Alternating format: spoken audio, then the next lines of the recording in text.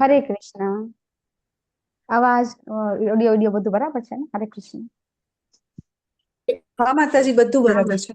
Okay, ખૂબ ખૂબ સ્વાગત છે આપ સૌનું.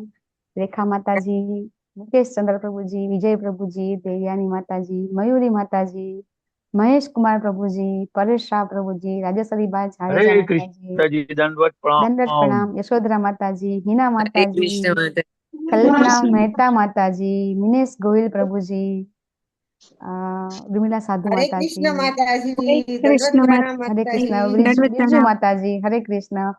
લેવલ હરે 2 કૃષ્ણ માં માતાજી. તમારું બધાનું ખૂબ ખૂબ સ્વાગત છે. તમે બધા યસ, હરે કૃષ્ણ માતાજી. નીતા ગઢવાલા માતાજી, હરે કૃષ્ણ, ખૂબ ખૂબ સ્વાગત છે. વિક્રમ પાંડ્યા પ્રભુજી, હરે કૃષ્ણ, ખૂબ ખૂબ સ્વાગત છે. હરે કૃષ્ણ માતાજી, દંડવત હરે પ્રણામ. કૃષ્ણ, બીના શાહ માતાજી, હરે કૃષ્ણ. અવાજ ઉપરથી ખબર પડી જાય. બીના હરે માતાજી, કૃષ્ણ માતાજી, યસ, નિકિતા માતાજી, હરે કૃષ્ણ, દંડવત પ્રણામ. હરે કૃષ્ણ કૃષ્ણ માતાજી, દંડવત પ્રણામ. હરે કૃષ્ણ, ધાર્મી માતાજી, હરે કૃષ્ણ. આઈફોન માં માતાજી નામ તમારું રીનેમ કરી દો કો. આઈફોન માં આઈફોન 7 પ્લસ. હાજી, કરી દો. યસ યસ યસ, માતાજી, યસ. યસ માતાજી, હરે કૃષ્ણ માતાજી. હરે કૃષ્ણ. હરે કૃષ્ણ માતાજી, તેજોમય સાદે કૃષ્ણ પ્રણામ. માતાજી, કૃષ્ણ કૃપાલય પ્રભુજી, હરે કૃષ્ણ, દંડવત પ્રણામ. યસ યસ, હરે કૃષ્ણ માતાજી, દંડવત પ્રણામ. પ્રણામ. યસ, કિરણ સાધુ પ્રભુજી, હરે કૃષ્ણ, દંડવત પ્રણામ. લોપા માતાજી, હરે કૃષ્ણ. હરે કૃષ્ણ માતાજી. હરે કૃષ્ણ. ઇસ્કોન મેંગલુરુ કુલાઈથી ચાલતા લેવલ 2 શ્રીમદ ભગવદ ગીતાના ક્લાસમાં મને તમારું સ્વાગત કરતા ખૂબ ખૂબ ખૂબ આનંદ થાય છે. કારણ કે આપણે ભગવદ ગીતામાં ભગવાન કહે છે ને કે મનુષ્યાણામ સહસ્રેષુ કશ્ચિત યતિ સિદ્ધયે, કે હજારો મનુષ્યમાંથી કોઈ એક સિદ્ધિ એટલે કેવી સિદ્ધિ ખબર છે ને? અષ્ટ સિદ્ધિ, જે હનુમાનજી પાસે હતી. એવી બધા સિદ્ધિ પામવા માટે, એક સિદ્ધિ માટે બધા પ્રયત્ન કરતા હોય છે. અને એવા હજારો એતતાનપી સિદ્ધાનામ, એવા હજારો જે સિદ્ધિઓ પ્રાપ્ત કરતા હોય એમાંથી કશ્ચિન મામ વેત્તિ તત્વતઃ, ભગવાન કહે છે કોઈ એક મને તત્વતઃ જાણી શકે છે. તો આપણે બધા તત્વતઃ જાણવાની કોશિશ કરી રહ્યા છીએ. અને એમાં આપણે કોશિશ કરવા માટે આપણે શું કરવું પડે? તો પ્રાર્થનામાં સૌથી વધારે બળ છે. અને બધાને અનુભવ પણ. હરે કૃષ્ણ. પ્રાર્થનામાં ખૂબ બળ છે, બધાને અનુભૂતિ પણ હશે કે જયારે આપણને બહુ તકલીફ પડે ત્યારે આપણે ભગવાનને પ્રાર્થના કરતા હોઈએ છીએ, જેવી આવડે એવી. અને એ પ્રાર્થનામાં બહુ જ બળ છે. અને હું હંમેશા કહું છું કે પ્રાર્થના ભગવાન મૂંગા અને બહેરાની પણ સાંભળે છે, બરાબર ને? તો ચોક્કસથી આપણે હૃદયથી પ્રાર્થના કરીએ કે આજનો અધ્યાય, જેને આપણે ગીતાનો સાર કહીએ છીએ, અને એમાં ભગવાને બધું જ જ્ઞાન, બધા જ યોગ વિશે ભગવાન સમજાવ્યું છે. તો આપણે શિલા પ્રભુપાદને વંદન કરીએ, પછી આપણા નામાનંદ દાસ પ્રભુજીને વંદન કરીએ, ધર્મેશ્વર કૃષ્ણદાસ પ્રભુજી, બધા વૈષ્ણવને વંદન કરીએ, અને આપણે ગુરુ અને ગૌરાંગને પ્રણામ કરીએ. અને આ આજનો અધ્યાય છે, અને એ સાંખ્ય યોગ છે, જે ભગવાને આપણને સૌથી પહેલું જ્ઞાન આપ્યું છે. અને એ સમજવાની આપણને થોડી લાયકાત મળે, થોડી આપણે સમજ શક્તિ આપી શકે, એના માટે આપણે પ્રાર્થના કરીશું. તો ચોક્કસથી બધા પણ મંગલાચરણ તમે બધા મનમાં લેજો, અથવા તો તમે બધા અનમ્યુટ થઈને મંગલાચરણ લેવું બહુ જરૂરી છે.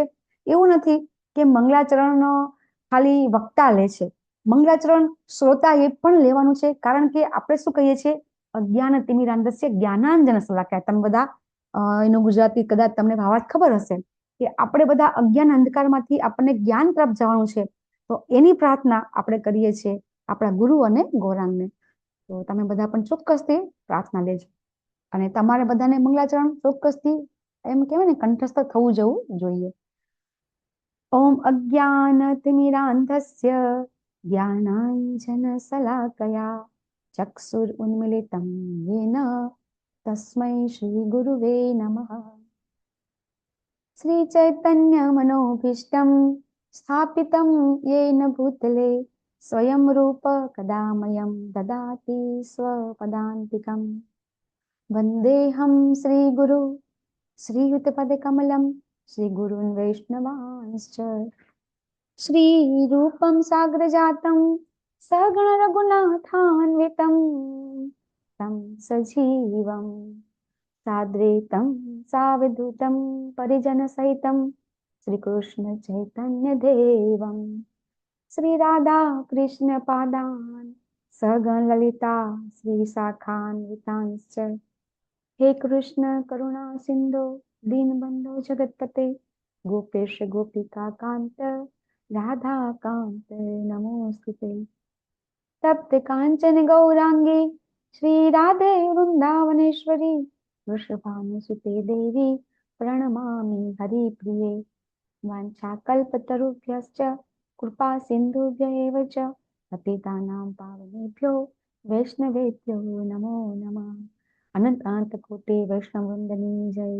जगत गुरु शिला प्रभुपाद की जय। नमः ओम विष्णुपादाय कृष्ण पृष्ठाय भूतले श्रीमते भक्ति वेदांत स्वामी नामिने। नमस्ते सरस्वती देवे गौरवाणी प्रचारिणे निर्विशेष शून्यवादी पाश्चात्य देशतारिणे। जय श्री कृष्ण चैतन्य प्रभु नित्यानंद श्री अद्वैत गदाधर श्रीवासादि गौर भक्त वृंद। બધા અનમ્યુટ થઈ જજો। હરે કૃષ્ણ હરે કૃષ્ણ કૃષ્ણ કૃષ્ણ હરે હરે હરે રામ રામ રામ હરે હરે હરે કૃષ્ણ રેખા માતાજી ચેતના માતાજી દીના માતાજી હરે કૃષ્ણ દીના માતાજી સીમા માતાજી ગીતાબેન પારેખ માતાજી બધા હમણાં જોડાયા છે એમના બધાનું ખૂબ ખૂબ સ્વાગત છે। ખૂબ ખૂબ ખૂબ સ્વાગત છે। જય શ્રી કૃષ્ણ માતાજી। જય શ્રી કૃષ્ણ માતાજી હરે કૃષ્ણ। યસ માતાજી જય શ્રી કૃષ્ણ। જીજ્ઞા ગુજરાતી માતાજી હરે કૃષ્ણ। ખૂબ ખૂબ સ્વાગત હરે છે। કૃષ્ણ। યસ મીનાક્ષી માતાજી હરે કૃષ્ણ। તમારા બધાનું ખૂબ ખૂબ સ્વાગત છે। યસ દીપસી માતાની પોસ્ટ આપી દો। દીપસી માતાજી તમે તમારી સેવા ખૂબ કરો છો માતાજી। તમારી પાસે બહુ ટાઈમ ઓછો છે તો હું એવું માનું છું માતાજી કે અત્યારે કોસ્ટમાં છે બધા તો તમારું શું કેવું છે માતાજી હરે કૃષ્ણ। તમારો ટાઈમ અમે ખોટો લઈએ છીએ તમે ખૂબ વ્યસ્ત છે। હા ખૂબ વ્યસ્ત છે માતાજી ખૂબ વ્યસ્ત છે। દીપેશ માતાજી તમારું શું કેવું છે હરે કૃષ્ણ માતાજી। દીપેશ માતાજી હરે કૃષ્ણ। હરે કૃષ્ણ માતાજી બોલો ને શું કહેતા હતા। હા માતાજી બધા કોચ છે માતાજી। તમારો સમય તમારી પાસે ખૂબ તમે વ્યસ્ત છો માતાજી। ખૂબ બધા કરતા જેને કહેવાય કે સિનિયર મોસ્ટ વૈષ્ણવમાં તમે વ્યસ્ત છો અને તમે કોસ્ટમાં માતાજી ના આવશો તો કઈ વાંધો નહીં માતાજી હરે કૃષ્ણ।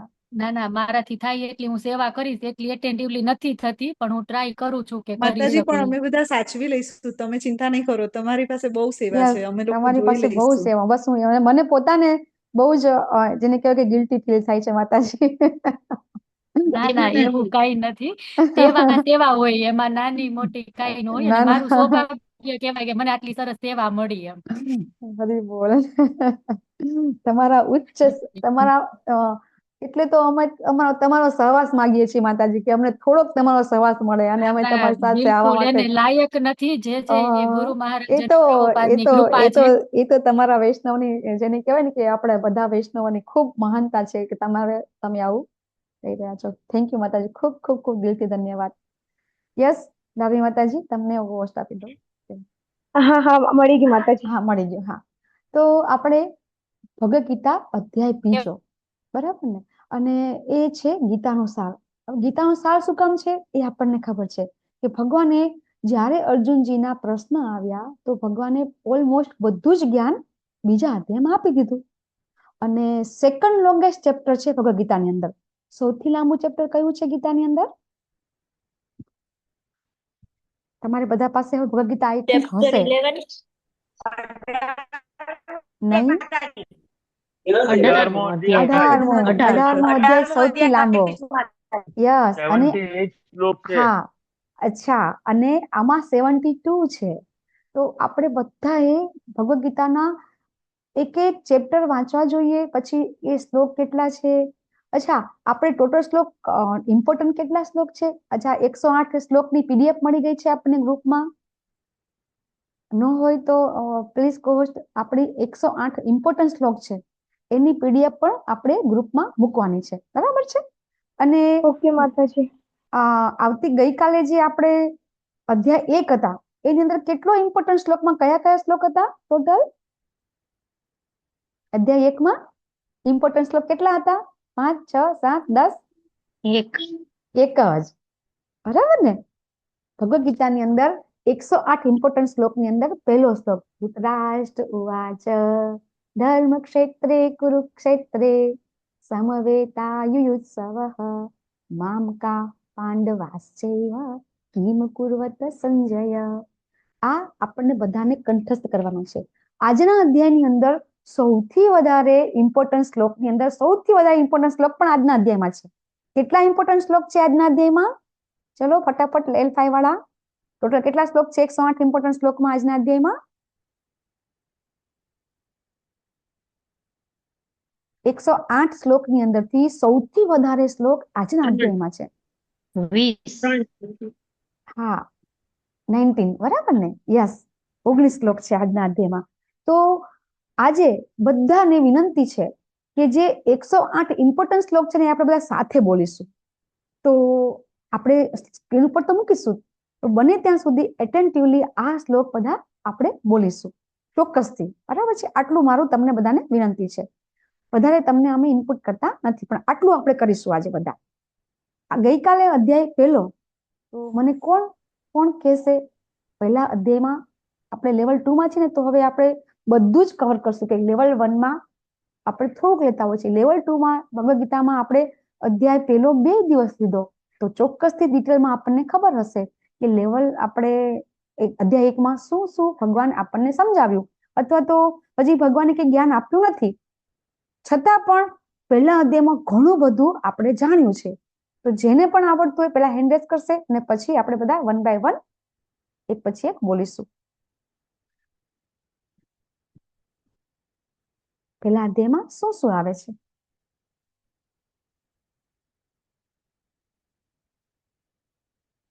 ચલો હેન્ડ રેઝ તો ઓછામાં ઓછા અહીં તો 8-10 તો થઈ જ જવા જોઈએ.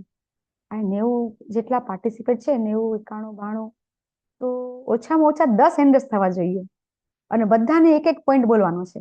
ઓકે, તો સૌથી પહેલા લતા માતાજી, તમે તમારી નોટબુક ખુલ્લી રાખી શકો છો. તમે નોટ બનાવી હોય ચોક્કસથી નોટબુક ખુલ્લી રાખી શકો છો, તો અમને ખબર પડે કે હા તમે એટેન્ટિવલી કરો છો. યસ માતાજી બોલો. તમે મ્યુટ છો માતાજી. યસ. આ અધ્યાયનું નામ છે યુદ્ધભૂમિ પર સૈન્ય નિરીક્ષણ. એમાં 3 જણની મનોવ્યથા છે. એક છે અર્જુન, બીજો છે દુર્યોધન અને ત્રીજો છે ધૃતરાષ્ટ્ર. ઓકે, થેન્ક યુ માતાજી. એમાં બસ માતાજી, હવે બીજા ચાન્સ માતાજી. બીજું આપણે હરે કૃષ્ણ માતાજી. હવે બીજું મીનાક્ષી માતાજી બોલશે. આ સિવાયનું મીનાક્ષી માતાજી બોલશે. હરે કૃષ્ણ. હરે કૃષ્ણ માતાજી. હા, હરે કૃષ્ણ માતાજી. હા સંભળાય છે, બોલો બોલો. હા, હવે એમાં એવું છે કે જે આ ધૃતરાષ્ટ્ર છે એમણે આને પૂછ્યું સંજયને પેલા ગુરુ દ્વારા દિવ્ય દ્રષ્ટિ આપવામાં આવી હતી, એટલે તે યુદ્ધ ભૂમિનું નિરીક્ષણ પોતે ત્યાં રહીને કરી શકતા હતા. અને એમને આને ધૃતરાષ્ટ્રે સંજયને પૂછ્યું કે મારા પુત્ર અને પાંડુના પુત્રોએ યુદ્ધ ભૂમિ પર શું કર્યું એ મને કહે. એટલે એને કહે છે કે આ અર્જુનને આ યુદ્ધ કરવા ના પાડી દીધી કે હું યુદ્ધ નહીં કરું, કેમ કે સામે જોયું તો એમને એમ થયું કે આ તો મારા છે, એટલે એને પોતાને મોહ થાય છે કે આ તો હું મારીને હું આમાં મને કોઈ આનંદ નહીં આવે, એને કરુણા થાય છે, એટલે એ પોતે મૂંઝાઈ જાય છે કે હવે મારે શું કરવું. એટલે કૃષ્ણને કહે છે કે મારો રથ છે એ તમે આમાં ભીષ્મ અને દ્રોણની સામે લઈ લ્યો. એટલે પછી સામે લઈ લે છે અને પછી એને કહે છે, એટલે એમ કહે છે કે હું આની સામે કેમ લડું, કેમ કે આ તો મારા ગુરુ છે. યસ માતાજી, બસ હરે કૃષ્ણ. મારીશ તો મને ઓકે, હરે કૃષ્ણ. યસ હિરલ પટેલ માતાજી, હરે કૃષ્ણ. હરે કૃષ્ણ માતાજી.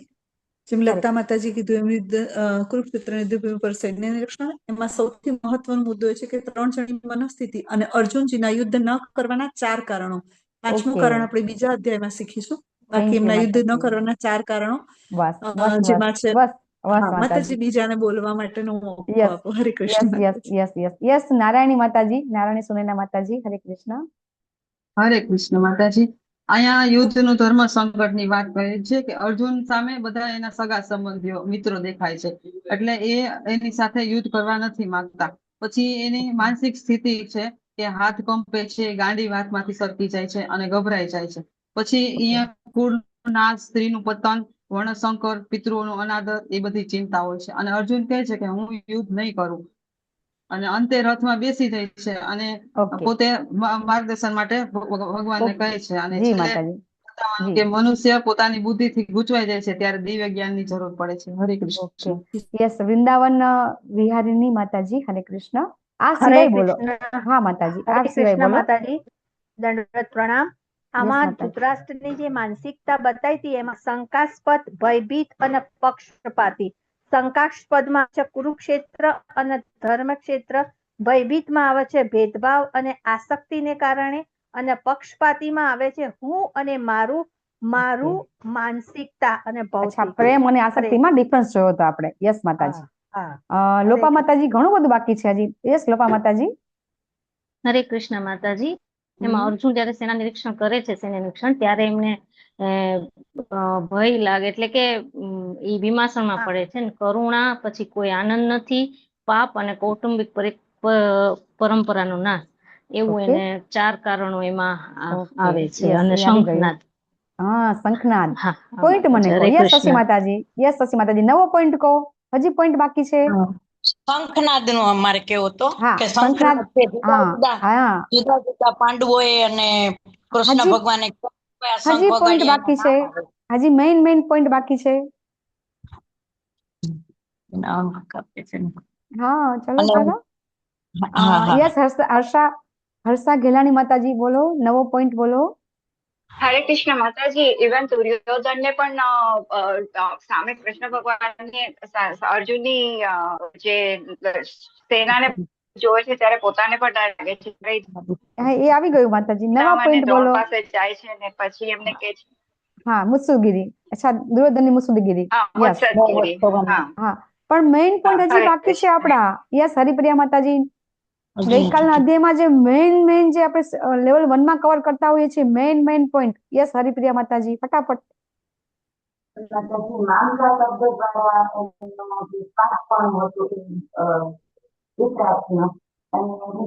આવે છે અવાજ તમને કોઈને?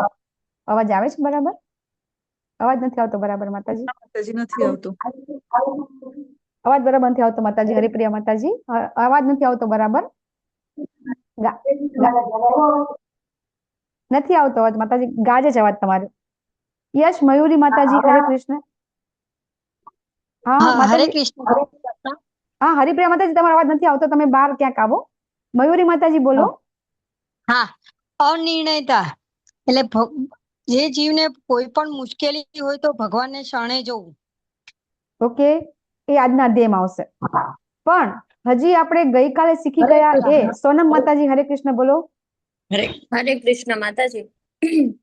એમાં કુરુક્ષેત્રનું વર્ણન આવે છે અને એને ધર્મ ક્ષેત્ર શું કામ કહેવામાં આવે છે, એનું મહત્વ શું છે, ઓકે એના લીધે જે ધૃતરાષ્ટ્રને ડાઉટ હતો કે મારા છોકરાઓ છે કૌરવો, એનું શું કહેવાય, એનો નિર્ણય બદલી ના જાય ક્યાંક એ લોકો યુદ્ધ કરવાની ના ન પાડી દે એના પ્રભાવને કારણે.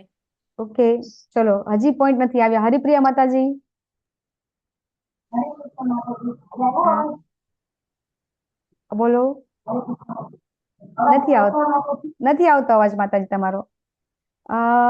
ચલો હવે હું કહી દઉં. હું બહુ બોલું. ટાઈમ થઈ ગયો. હરે કૃષ્ણ માતાજી. હા બોલો લતા માતાજી.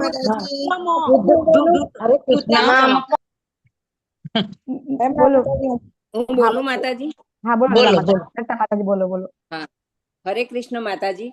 એનો મુખ્ય સાર પેલા જે 9 કારણો હતા યુદ્ધ જીતવાના, યુદ્ધ જીતવાના પણ 9 કારણો. હજી એક મુખ્ય પોઈન્ટ.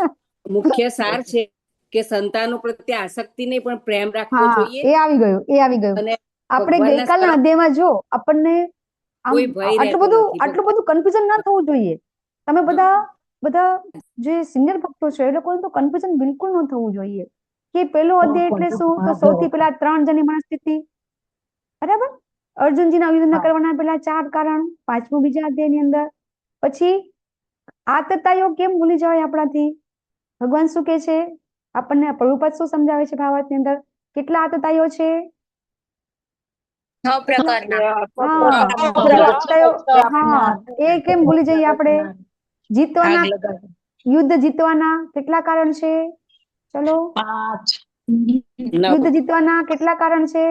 9 કારણ છે માતાજી. 9 કારણ છે બરાબર. તમે બધા નોટ બનાવી હશે તો ચોક્કસથી તમને આ બધું યાદ રહેશે. તો તમે આટલું યાદ રાખવું પડશે. શંખનાદ આ બધા પોઈન્ટ કહેવાય. આપણે શું કહેવાય?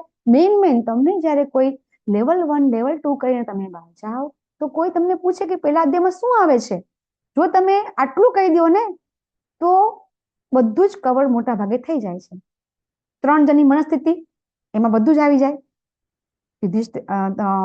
અર્જુન, ધૃતરાષ્ટ્ર અને દુર્યોધન 3 જણની મનસ્થિતિમાં ઘણું બધું આવી જાય કે પછી યુદ્ધ લડવું છે નથી લડવું, દુર્યોધન મુત્સદ્દેગી કરે છે, દ્રોણ પાસે જાય છે, આ બધું એમાં આવી જાય. પછી યુદ્ધ જીતવાના 4 કારણ અને આતતાઈઓ, અને પછી શંખનાદ અને 9 જીતવાના કારણો. આટલું આપણને આવડી જાય એટલે સમજી લેવાનું કે ભગવદ ગીતામાં તમને ઓલમોસ્ટ તમને ખબર છે કે ગીતામાં શું આવે છે.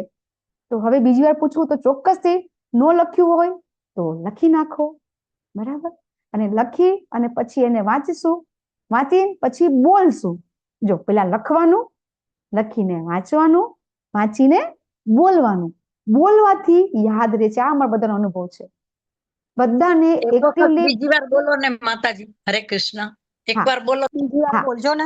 3 જણની મનસ્થિતિ એ તો આપણને ખબર છે, બરાબર છે?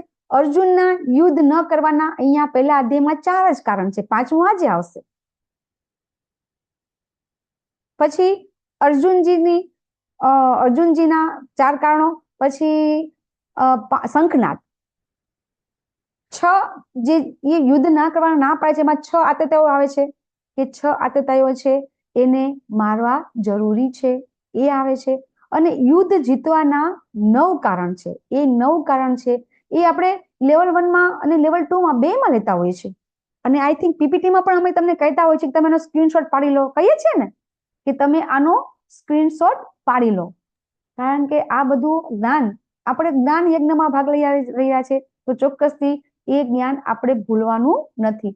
આ જ્ઞાન આપણી સાથે કેરી ફોરવર્ડ થવાનું છે. આપણે બીજું કંઈ ભણશું તો એ સાથે આવવાનું નથી, પણ આ જ્ઞાન ચોક્કસથી સાથે આવશે.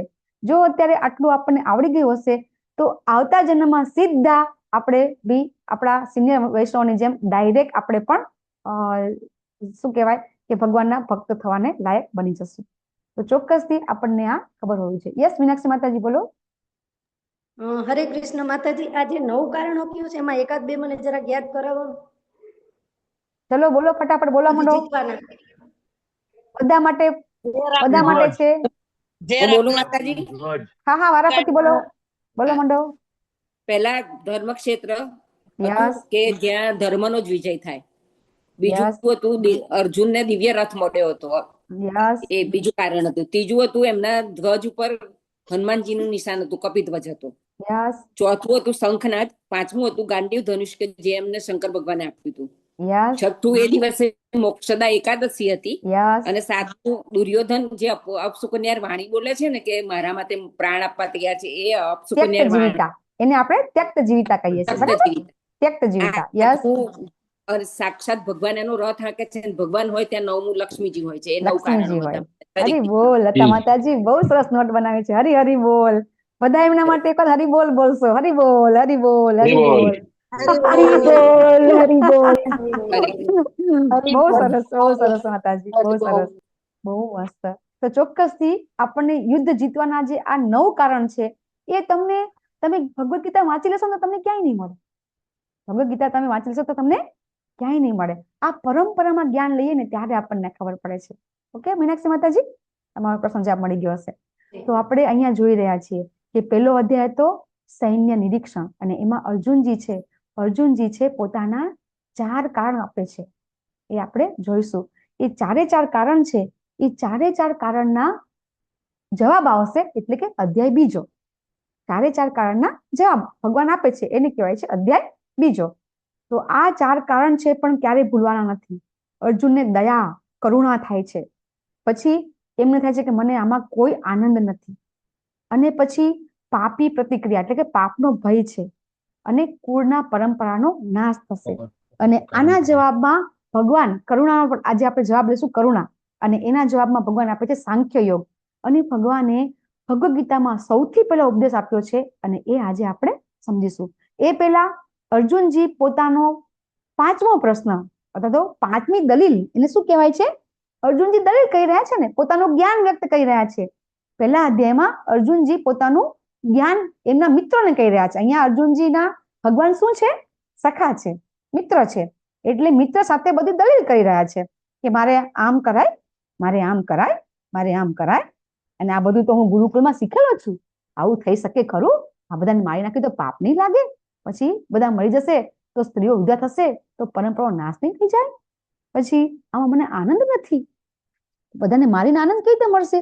હું વિજય થઈ જઈશ તો આનંદ કોની સાથે શેર કરીશ? અને સૌથી પહેલું કારણ, બધા મારા કાકા, દાદા, મામા છે, હું એમને કેવી રીતે મારું છું?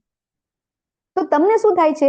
અર્જુનજીના જે આ 4 પ્રશ્ન છે, એ 4 પ્રશ્નમાં તમને શું લાગે છે કે આ ખરેખર આ તો આમ જેને કહેવાય કે થોડો સ્વાર્થી વસ્તુ લાગે છે તમને?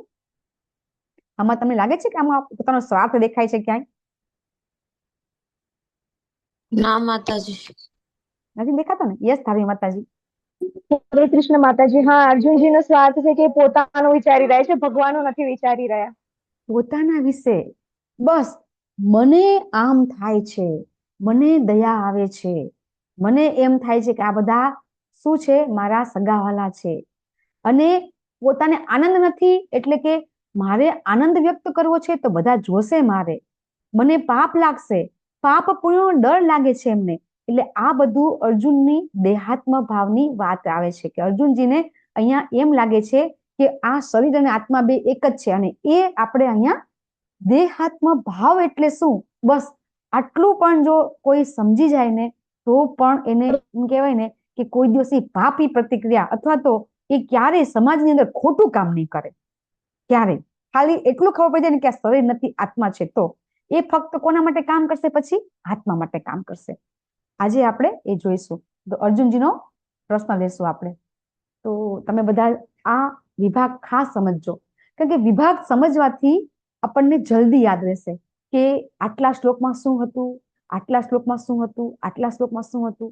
તો આપણે લેશું 2.1 થી 2.10 સુધી અર્જુનની શંકા અને શરણાગતિ, અને 2.11 થી 2.30 એટલે કે સાંખ્ય, એટલે સાંખ્ય યોગ, એટલે કે જ્ઞાન આપે ભગવાન આત્મા પરમાત્માનું પૃથ્થકરણાત્મક અભ્યાસ.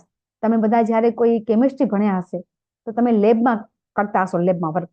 અને આપણે ગુણાત્મક પૃથ્થકરણ કરતા હતા બધા. આપણે કેમિસ્ટ્રીમાં તમે લેબ કરતા હશો તો કોઈ તમને લેબમાં શું આપે? કેમિસ્ટ્રી વાળા કોઈ છે અહીંયા? સાયન્સમાં કોઈ કેમિસ્ટ્રી વાળા છે? જો સાંખ્ય સમજવા માટે એ થોડું સમજીશું આપણે. કેમિસ્ટ્રી છે કોઈને? બીએસસી કરેલું હોય, કોઈને કેમિસ્ટ્રી હોય? એમાં લેબમાં જે કામ કરતા હોય ને, લેબમાં એમને એક આપી દેવામાં આવે, કોઈ બી એક તત્વ આપી દેવામાં આવે, કોઈ બી એક, અને પછી એને લેબમાં લઈ જવાનો. દાખલા તરીકે મીઠું, સમજો ને? મીઠું એટલે શું? NaCl, સોડિયમ ક્લોરાઇડ, બરાબર? તો એનું આખું નામ છે સોડિયમ ક્લોરાઇડ. તો એને આપણે મીઠું કહીએ છીએ. તો મીઠું તમને એક વાટકીમાં આપી દે અને પછી તમને એનો અભ્યાસ કરવાનું કે, અને કે હવે તમે આમાંથી સોડિયમ ને ક્લોરાઇડ છૂટું પાડો. કોઈને આવો પ્રેક્ટિકલ કરેલો છે? કોઈ તમે લોકોએ પૃથ્થકરણાત્મક અભ્યાસ આપણે કરેલો છે કોઈએ? અથવા તો કોઈ સાંભળેલું તો ખરું ને? આવું સાંભળ્યું છે ખરું ને?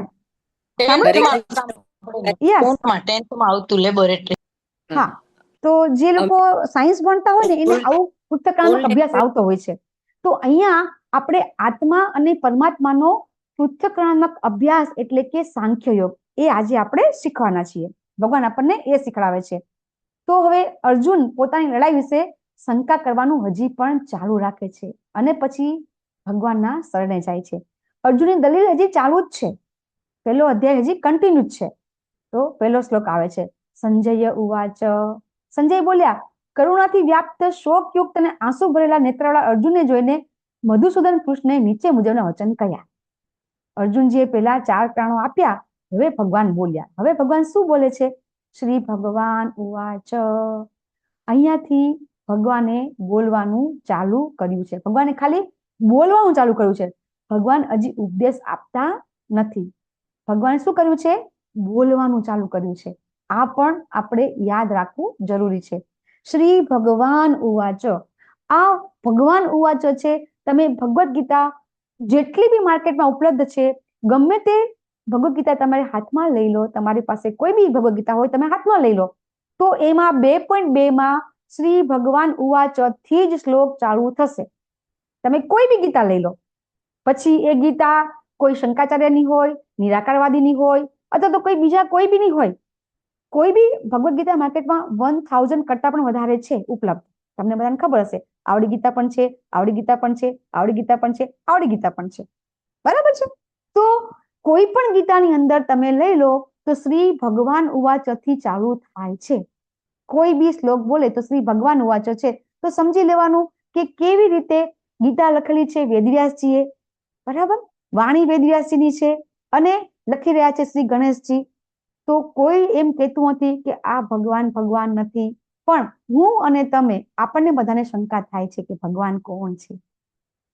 ભગવાન હવે અહીંયા શું કે છે, હે અર્જુન, તારા મનમાં આવી મલિનતા ક્યાંથી આવી? ભગવાન શું થોડોક મીઠો ઠપકો આપે છે. શું કે છે, આવા વિચાર તારામાં ક્યાંથી આવ્યા? દાખલા તરીકે કોઈ બે મિત્રો વાત કરતા હોય અને એક વ્યક્તિ એમ કે મારે આ કામ નથી કરવું, તો જે બીજી વ્યક્તિ હોય અને જે સમજદાર હોય શું કે, આવા વિચાર તને કેવી રીતે આવે છે? ભગવાન કહે છે કે જીવનનું મૂલ્ય જાણનાર મનુષ્ય માટે આ લેશ માત્ર યોગ્ય નથી. આનાથી ઉચ્ચતર લોકની નહીં પરંતુ અપયશની પ્રાપ્તિ થાય છે. અહીંયા ભગવાન પણ છે ને, અર્જુનજીના પ્રશ્ન છે કર્મયોગ, સકામ કર્મયોગ આધારિત છે, તો ભગવાનનો આન્સર હજી આપતા નથી, પણ ભગવાન જે કહી રહ્યા છે એ કર્મને આધીન કરી રહ્યા છે કે તારું જે કર્મ છે એ જો તું કર્મ નહીં કરે તો તને ઉચ્ચતર લોક તો નહીં મળે, પરંતુ અપયશ પ્રાપ્ત થશે. કારણ કે લોકો શું કહેશે કે અર્જુન તો ડરી ગયા. ઘણા કહેતા હોય છે ને, અત્યારે ભગવદ્ ગીતા જે કોઈ વાંચે છે ઘણા કહેતા હોય છે કે અર્જુન તો ડરપોક હતા, અર્જુન તો ડરપોક હતા, હથિયાર હેઠા મૂકી દીધા. જો અર્જુને યુદ્ધ લડી લીધું છે છતાં પણ લોકો અત્યારે કે છે ને, જે લોકો ભગવદ્ ગીતાને સમજી શકતા નથી એ લોકો અત્યારે પણ કે છે કે અર્જુનજી તો ડરપોક હતા ને, એટલે એમને ભગવાનને ઉપદેશ આપવો પડ્યો અને પછી અર્જુનજીએ યુદ્ધ લડ્યું. તો અર્જુનજીએ યુદ્ધ ન લડ્યું હોત તો તમે ખાલી જસ્ટ વિચાર કરીને મને કહો કે જો અર્જુનજીએ યુદ્ધ ન કર્યું હોત તો લોકો શું કહેત? અપયશ જ કહેત ને. કોઈ વખાણ કરત? કોઈ વખાણ નહીં કરત. કોઈ વખાણ નહીં કરત. કરત કોઈ વખાણ? કોઈ વખાણ નહીં કરત. એમને શું થાત કે હા મોટા મોટા યોદ્ધા આવ્યા ને, કર્ણ, ભીષ્મ, દ્રોણ, એટલે અર્જુનજી ડરી ગયા અને અર્જુનજીએ યુદ્ધ ન કર્યું. તો ભગવાન શું કે છે, તને અપયશની પ્રાપ્તિ થશે. હે પુત્ર, આવી હીન નાર્મદાઈને તાબે ન થઈશ, તને શોભતું નથી. હે શત્રુ દમન કરનાર, હૃદયની આવી શુદ્ધ દુર્બળતાનો ત્યાગ કર અને ઉભો થા. અહીંયા ભગવાન છે ને પરંતપ એટલે કે જે શત્રુઓને મારે, શત્રુઓને સંહાર કરે એને પરંતપ કહેવાય. ભગવાન ઠપકો પણ આપતા જાય છે અને હારે હારે પીઠી થાબડતા જાય છે. આ બધું ભગવાન આપણને ભગવદ્ ગીતામાં આ થોડું સમજવાનું છે. ભગવાન હજી અર્જુનજીને થોડીક સાંત્વના આપે છે, ઉપદેશ નથી આપતા.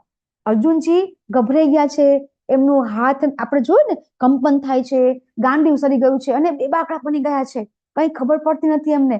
એટલે ભગવાન એમની પીઠ થાબડે છે, તું ચિંતા ન કર, બરાબર, તને આ બધું શોભતું નથી, તું તો વીર છે, પરંતપ છે તું, એવું ભગવાન કે છે. તું આવી દુર્બળતાનો ત્યાગ કર અને ઉભો થા, બરાબર. ભગવાન અહીંયા કે છે ઉત્તિષ્ઠ એટલે કે ઉભો થા. ભગવાન અહીંયા એને સમજાવે છે.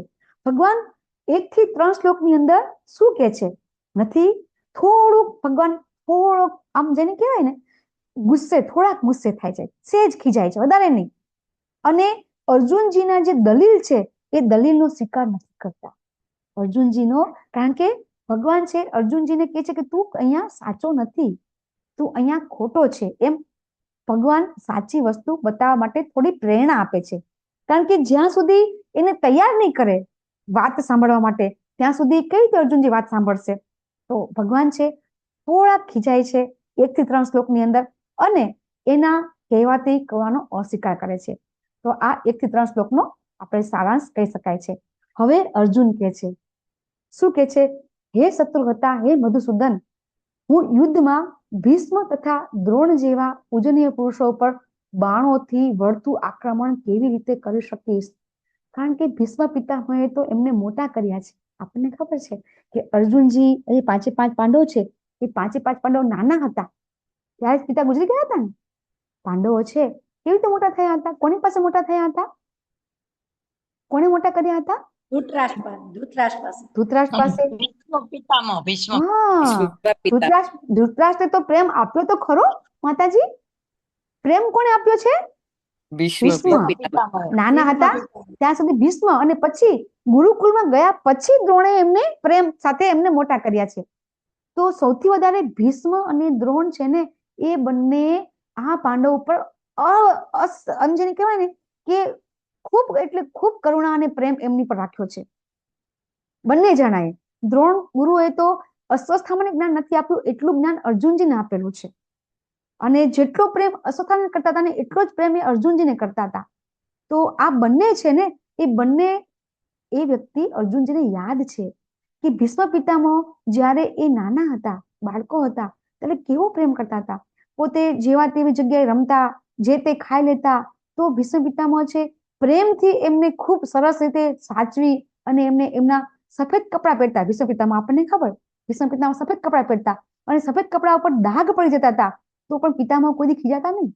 અત્યારે આપણે સફેદ કપડા પહેર્યા હોય અને આપણા છોકરા આપણા ખોળામાં બેસે તો આપણે શું કહીએ? જો મારા કપડા ગંદા થઈ જશે. ભીષ્મ પિતામહે કોઈ દિવસ કીધું નથી કે અર્જુન પાંડવને કોઈ દિવસ તમે ખોળામાંથી નીચે ઉતરી જાઓ. તો ભીષ્મ પિતામહ ખૂબ પ્રેમ કરેલો છે, ખૂબ પ્રેમ કરેલો છે.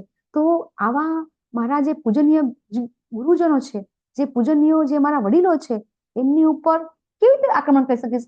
તો આમાં ખોટું શું છે? અર્જુનજી આ કહે છે કે મારાથી આમની ઉપર વળતા પ્રહાર ન થાય, તો ખોટું શું છે? મને કોઈ કહેશો? સાચું છે ને? પ્રશ્ન ખોટા છે જ નહીં ને, એકદમ સાચા છે. આપણે એની જગ્યાએ આપણે જો અર્જુનજીની વાત છોડી દો, આપણી વાત કરો. આપણી પાસે આવા કોઈ સંજોગો આવે અને આપણે આપણા વડીલોને કોઈને મારવા પડે તો શું આપણે મારી શકીએ ખરા? કોઈ સંજોગોમાં ન મારી શકીએ. આપણે આપણા વડીલોને આપણે કોઈ સંજોગોમાં મારી ન શકીએ, કારણ કે આ કળિયુગ, એ તો દ્વાપરયુગ હતો, આ તો કળિયુગ છે. અને આ કળિયુગમાં આપણને આપણા માતા પિતા પુત્ર ઉપર કેટલો સ્નેહ હોય, કેટલો બધો સ્નેહ હોય, કોઈ ન મારી શકે. તો એ તો ખોટું તો છે જ નહીં, સાચું જ છે, બિલકુલ ખોટું નથી. તો હવે આપણે જોશું આગળ. અર્જુનજી પાછું હજી પોતાની દલીલ કરે છે. શું કે છે કે ગુરુને હત્વા હિ મહાનુભાવન. આ બધા ગુરુજનો છે, બરાબર, સયો ભોગતું ભેક્ષેમ પીહ લોકે. એમને મારી અને જીવવું, ભોગતું એટલે કે મારે ભોગવું, એ ભોગવું એના કરતા તો મારે શું કરવું જોઈએ? એ કે છે આવું કરવું એના કરતા તો મારે દરેક વસ્તુ છે, બરાબર, આ બધી વસ્તુ છે એ કેના માટે? કે આ રાજ્ય માટે, એટલે કે ભૌતિક સુખ માટે મારે લેવાનું છે, બરાબર. દુનિયાવી લાભની ઈચ્છા રાખતા હોય તો પણ એ બધા ગુરુજનો છે. જો તેમનો વધ થશે તો અમારે આ ભોગવા યોગ્ય દરેક વસ્તુ રાખતા જ નથી. એટલે કે જે કંઈ અમને પ્રાપ્ત થશે એ અમને શું થશે? કે આ બધાને મારીને પ્રાપ્ત થયું, એટલે કે લોહીથી, લોહિયાળ જંગથી પ્રાપ્ત થયું છે, અમને યાદ રહેશે. કદાચ અમને વિજય પ્રાપ્ત થશે તો અમને એવું યાદ રહેશે કે આ વિજય છે એમાં આ બધાનું લોહી ભેળવેલું છે, અથવા તો લોહીનો ઉપયોગ થયો છે અને પછી અમને આ વિજય મળ્યો છે. તો આવું કરવું બરાબર છે? ભગવાનને અર્જુનજી પૂછી રહ્યા છે. હવે અમે એ જાણતા નથી કે અમારે માટે સારું શું છે. આ પ્રશ્ન છે અર્જુનજીની અનિર્ણયતાનો, બરાબર. અર્જુનજી હવે કે છે કે મને જીતવું કે તેઓ દ્વારા જીતાઈ જવું. યદ્વા જયેમ યદી વાનો જયેયુહુ. જયેમ એટલે કે જીતવું, જયેયુહુ એટલે કે જીતાઈ જવું. મારે જીતાઈ જવું અથવા તો એમને શું કરવું મારે એ મને ખબર પડતી નથી. યાનેવ હત્વા ન જીજી વિશામસ. અહીંયા કે છે કે અમને જીવિત રહેવાની ઈચ્છા થશે નહીં, છતાં તેઓ હવે રણક્ષેત્રમાં અમારી સામે ઊભા છે. હવે અર્જુનજીને યુદ્ધ કરવું કે ન કરવું એનો આ પ્રશ્ન છે. આ શ્લોકની અંદર અર્જુનજીને એમ થાય છે કે મારે યુદ્ધ કરવું જોઈએ કે ન કરવું જોઈએ. અર્જુનજીનો 5મો પ્રશ્ન. અને હવે આવે છે આપણા માટે બેસ્ટ જે શ્લોક છે. આપણે બધા અનમ્યુટ થાજો બધા, અને આપણે આ શ્લોક બધા સાથે બોલીશું. કાર્પણ્ય દોષો મહતા સ્વભાવા પૃચ્છામિ ત્વામ ધર્મ સમુચ્ચિતાઃ યત્રેહ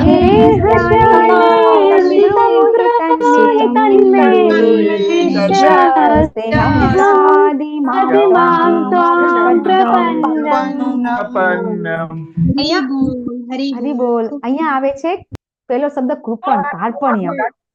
કૃપણ શબ્દનો અર્થ આપણે ગઝલ માતાજીનું માઇક ચાલુ છે.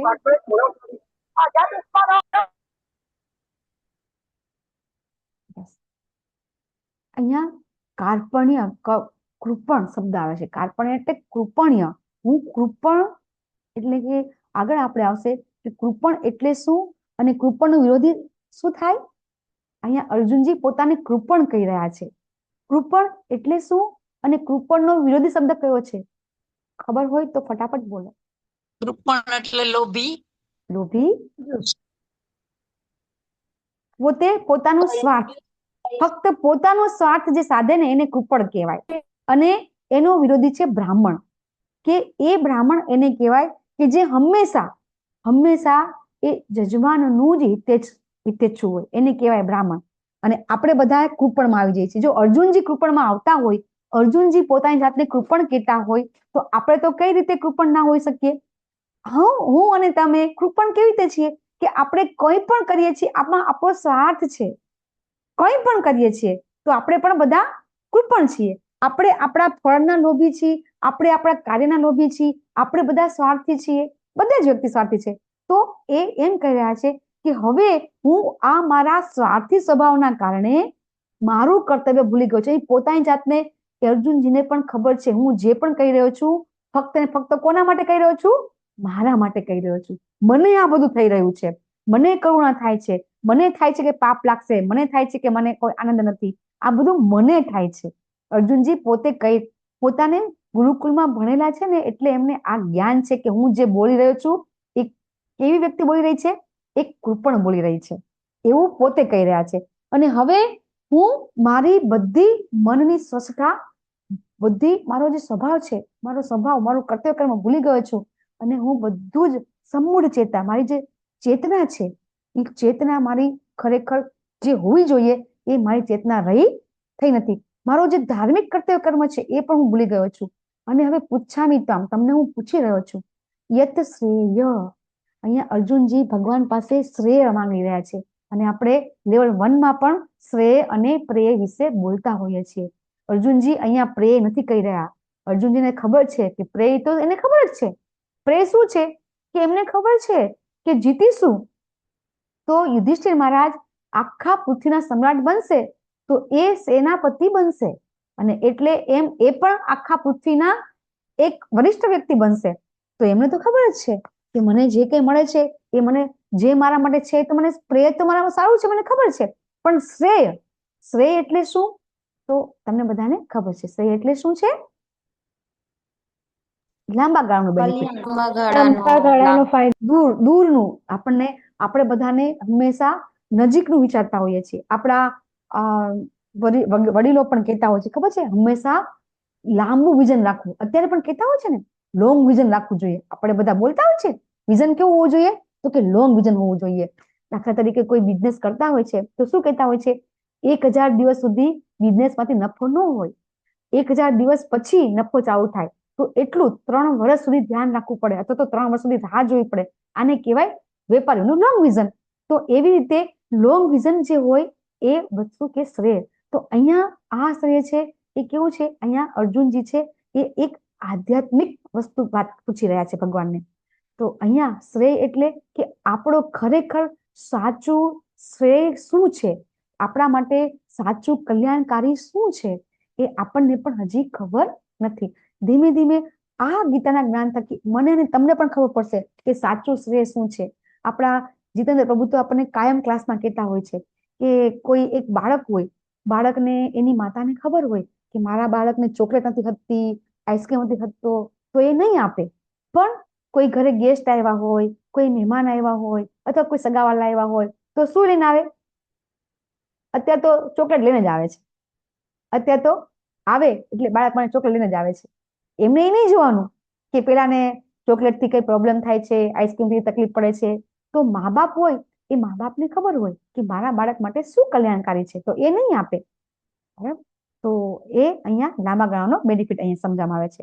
તો હવે અહીંયા કે છે શિષ્યસ્તેહમ સાધી મામ ત્વામ પ્રપન્નમ. તો અહીંયા આપણા માટે શું ઉપદેશ છે? અર્જુનજી આપણને ભગવાને કહી રહ્યા છે શિષ્યસ્તેહં સાધી મામ તાં પ્રપન્નમ, હું તમારે શરણાગત છું, મને ઉપદેશ આપો. તો આની અંદર આપણા માટે શું ઉપદેશ છે? શરણાગતિ. શરણાગતિ. ઓકે, દેવયાની માતાજી, શું ઉપદેશ છે આપણા માટે?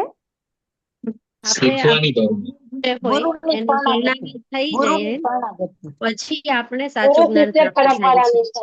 જ્યાં સુધી અહમ હોય આપણો ત્યાં સુધી આપણે સાચું જ્ઞાન પ્રાપ્ત નહીં થાય. જ્યારે આપણે શરણાગતિ સ્વીકારીએ ને, એમને આપણે સર્વસ્વ માનીએ, ત્યારે જ આપણે સાચું માર્ગ પ્રાપ્ત કરી શકીએ. હરે કૃષ્ણ. યસ, અને અહીંયા હું તમારો હવે શિષ્ય છું. શિષ્ય તે અહમ શાદી, હવે હું તમારો શિષ્ય છું. તો હવે આ શ્લોકની અંદર અને હજી આપણે ચોથા અધ્યાયમાં 34 શ્લોક આવશે.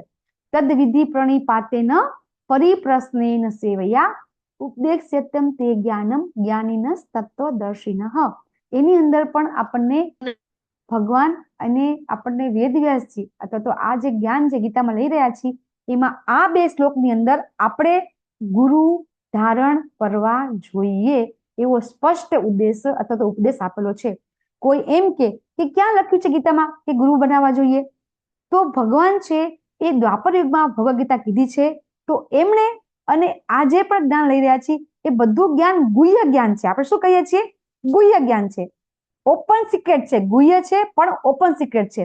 લખેલું છે પણ સમજાતું નથી. તમને બધાને ખબર છે, તમે બધા મૂવી જોતા હશો, પિક્ચર જોતા હશો. પિક્ચર ની અંદર તમે લોકોએ કોઈ પેલા એને કેવાય સસ્પેન્સ પિક્ચર નહીં પણ કોઈ એવા પિક્ચર કે જેની અંદર દેશનું બધી રક્ષાની વાત આવતી, કેવા પિક્ચર કહેવાય? દેશભક્તિના પિક્ચર હોય, દેશભક્તિના પિક્ચર, પેટ્રિયોટિક પિક્ચર્સ. હા, યસ માતાજી. તો એની અંદર છે ને જે સૈનિકો હોય ને, એ સૈનિકોને કોઈ કઈક સંદેશ આપવો હોય ને, તો એ લોકો કાગળમાં લખેલું હોય ખરું, લખેલું એવું હોય, એમાં બધું લખેલું એવું જ હોય કે આપણને આમ સામાન્ય ચિઠ્ઠી લાગે એમ, પણ એની અંદર અમુક શબ્દો ઉપરથી એ શબ્દ લઈ અને પછી એ લોકો નક્કી કરી શકે કે આની અંદર ખરેખર આ મેસેજ છે. સેમ ભગવદ ગીતામાં એવી મેસેજ છે. શું કહેવાય ને માતાજી? એક મસ્ત શબ્દ છે એના માટે, કોઈને ખબર હોય? માતાજી, કોડવર્ડ. હા, કોડવર્ડ. હા, કોડવર્ડ. Yes, codeword. હા, કોડવર્ડ. કે એ કોડવર્ડ છે ને, એ કોડવર્ડ એવી રીતે લખેલું હોય, એમ લખેલું ચિઠ્ઠીમાં એવું લખેલું હોય સામાન્ય કે આ ચિઠ્ઠી આ વસ્તુ છે એ ફલાણા જગ્યાએ આ જગ્યાએ આપવામાં આવે છે અને ત્યાં બહુ જ બધા કબૂતરો હતા અને એવું બધું લખેલું હોય. પણ ખરેખર એ કબૂતર એટલે શું? તો એ ઓલાને જ ખબર હોય. કોને ખબર હોય? કે જે એ કોડવર્ડ સમજતા હોય એને. તો અહીંયા પણ ભગવાન કોડવર્ડ નો યુઝ કરેલો છે અને એ કોડવર્ડ આપણને સમજાવશે કોણ? આપણા ગુરુ, આપણા શિક્ષા ગુરુ, આપણા દીક્ષા ગુરુ. એ નહીં આવે ને ત્યાં સુધી આ કોડવર્ડ નો જે ભાષા છે આપણને સમજાશે નહીં. તો એટલા માટે અહીંયા હવે ભગવાનને સમજાવે છે કે આપણે પણ જ્યાં સુધી ગુરુ ધારણ નહીં કરીએ ત્યાં સુધી આપણને પણ ખબર પડશે નહીં. અહીંયા આ ક્રમમાં અર્જુનજી પાછા કહી રહ્યા છે કે મારી ઇન્દ્રિયોને સુખી નાખનારા આ શોકને દૂર કરી શકે એવું કોઈ સાધન મને દેખાતું નથી. અર્જુનજી 7મા શ્લોકમાં શરણાગત થાય છે. વધારે કહે છે કે હવે મને કોઈ રસ્તો દેખાતો નથી કે સ્વર્ગ પરના દેવોના બી સાર્વભૌમ અધિકારની જેમ સર્વથા સમૃદ્ધ પૃથ્વીનું નિષ્કંટક રાજ્ય પણ મને મળી જાય ને તો પણ મને આજે એવો મને શોક લાગી ગયો છે, એટલું દુઃખ થયું છે મને કે હવે મને એમ થાય છે કે આમાં શોક કોઈ દૂર જ નહીં કરી શકે. ભગવાનને એ વધારે પોતાના વિશે કહી રહ્યા છે કે મને એટલી બધી તકલીફ પડે છે કે મને ખબર નથી પડતી કે મારે શું કરવું જોઈએ. અને હવે મને જો આખું પૃથ્વીનું રાજ્ય મળી જાય ને તો પણ મને મારો જે શોક છે એ દૂર થશે નહીં. અને હવે સંજયજી કહી રહ્યા છે કે આવું સાંભળ્યા પછી અર્જુન શાંત થઈ ગયા અને શું કે છે? હે ગોવિંદ, હું લડીશ નહીં એમ કહીને એ મૌન થઈ ગયા. તો હવે દરેક જગ્યાએ અહીંયા એવમ ઉક્તા ઋષિકેશમ ગુડાકેશ પરંતપ, એક જ વાક્ય અંદર ઋષિકેશ ગુડાકેશ પરંતપ. તમને બધાને અહીંયા ખબર હોવી જોઈએ કે એક એક શબ્દના અર્થ છે. ઋષિકેશ એટલે ઋષિકેશ ઇન્દ્રિયોના ગુડાકેશ એટલે ઇન્દ્રિયોના વિજય. ઇન્દ્રિયો પર વિજય મેળવવો. નિદ્રાશીસ અજ્ઞાન એટલે ઉપર ને નિંદ્રા જ્ઞાન ઉપર અને વિજય નિંદ્રા ઉપર મેળવવો. વિજય મેળવ્યો. પરંતપ એટલે આવી ગયું. પરંતપ એટલે શત્રુના. યસ. તો અહીંયા સંજયજી અર્જુનજીને ગુડા કેસ કહી રહ્યા છે અને ભગવાનને ગોવિંદ મુક્તવા તૃષ્ણિ બભૂવ, ભગવાનને ગોવિંદ કહી રહ્યા છે. તો ગોવિંદનો અર્થ પણ તમને બધાને ખબર છે. ગોવિંદ શબ્દનો અર્થ શું થાય છે? એક તો ઇન્દ્રિયોને આનંદ આપનાર. હા, ગો એટલે સૌથી, જો આપણે ગોસ્વામી કહેતા હોય છે, ગોસ્વામી, તો કે ગો એટલે ઇન્દ્રિય, ઇન્દ્રિયોના સ્વામી એટલે ગોસ્વામી. ગોવિંદ, બરાબર? ગો એટલે ઇન્દ્રિય, ગો એટલે ઇન્દ્રિય, અને વિંદ એટલે કે એને આનંદ આપનાર. તો અને બીજો અર્થ ગાય અને બ્રાહ્મણોને આનંદ આપનાર, એની રક્ષા કરનાર. તો બે શબ્દ અર્થ થાય છે ગોવિંદના. તો અહીંયા અર્થ થાય છે ભગવાનનો, અહીંયા કે ભગવાન છે એ ઇન્દ્રિયો આપણા, એમની પોતાની ઇન્દ્રિયો છે, એ ઇન્દ્રિયોને આનંદ આપનાર. તો અહીંયા ગુડાકેશનો અર્થ થાય છે નિંદ્રા અને અજ્ઞાન ઉપર વિજય. તો આપણે બધા પણ નિંદ્રા પર વિજય મેળવેલો છે ને? આપણે બધાએ નથી મેળવેલો? કહેશો કે નહીં કહો? આપણે બધાએ નિંદ્રા પર વિજય મેળવેલો છે ને? કેટલા લોકો રાતરાત જાગે છે? મને કહો કે 2, 3, 4 સવાર જાગવાળા કેટલા છે અત્યારે? આઈ થિંક જે લોકો સ્કૂલ કોલેજમાં જેને એક્ઝામ હોય ને, જે લોકોને, એ સ્ટુડન્ટ તો ઘણા આખી રાત જાગતા જ હોય છે. એ સિવાય જે શરીરના નાકે ટપ્પા કરતા હોય છે, એ લોકો તમને ખબર છે આખી રાત વાતો કરતા હોય છે, આખી રાત. તેને ગુડાકેશ કહેવાય કે ન કહેવાય? તમારા બધા પ્રશ્ન છે કે જે લોકો ખરેખર આખી રાત જાગે છે એ બધા ગુડાકેશ કહેવાય કે ન કહેવાય?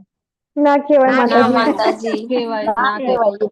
એ ઓટલા પરિષદ કહેવાય. ઓટલા માતાજી પરિષદ. રાત્રે જાગે દિવસે સુઈ જાય માતાજી. રાત્રે જાગે પણ દિવસે સુઈ જાય પાછા. એ ગુડાકેશ ના કહેવાય. Yes yes yes. તો અહીંયા અર્જુનજીને ગુડાકેશ કેમ કીધા છે? ચલો ફટાફટ કહી દો. કારણ કે એમના વાળ ભગવાનની સેવામાં એક જ જણ બોલો, નિરંતર હાજર એક જ જણ બોલો. યસ, વિજય સિયારામ હતા. પ્રભુજી. વિજય સિયારામ. નિંદ્રા અને અજ્ઞાન ઉપર એને સંયમ છે. યસ, નિંદ્રા અને અજ્ઞાન ઉપર એમનો સંયમ છે. અને એ તમે જો મહાભારત, તમારી પાસે જો આપણું મહાભારત પણ આવી ગયું છે, તો મહાભારતની અંદર તો બહુ સરસ અર્જુનના બહુ જ વખાણ કરેલા છે કે અર્જુનજી એટલા બધા સાહસિક હતા. આગળ આવશે કેટલા અર્જુનજી સાહસિક હતા એ આપણે આગળ જોઈશું. યસ, વાંકડિયા વાળની. યસ, વાંકડિયા વાળ. હા, એ કહેવાય. કેસ એટલે તમે ભૌતિક શબ્દનો અર્થ એવો લઈ શકો છો, ભૌતિક શબ્દ. પણ તમે પ્રભુપાદની ગીતા વાંચશો ને માતાજી, એનો અર્થ કે તમારી પાસે આપણે એજ ઇટ ઇઝ ગીતા નથી માતાજી, પ્રતિમા શાહ માતાજી.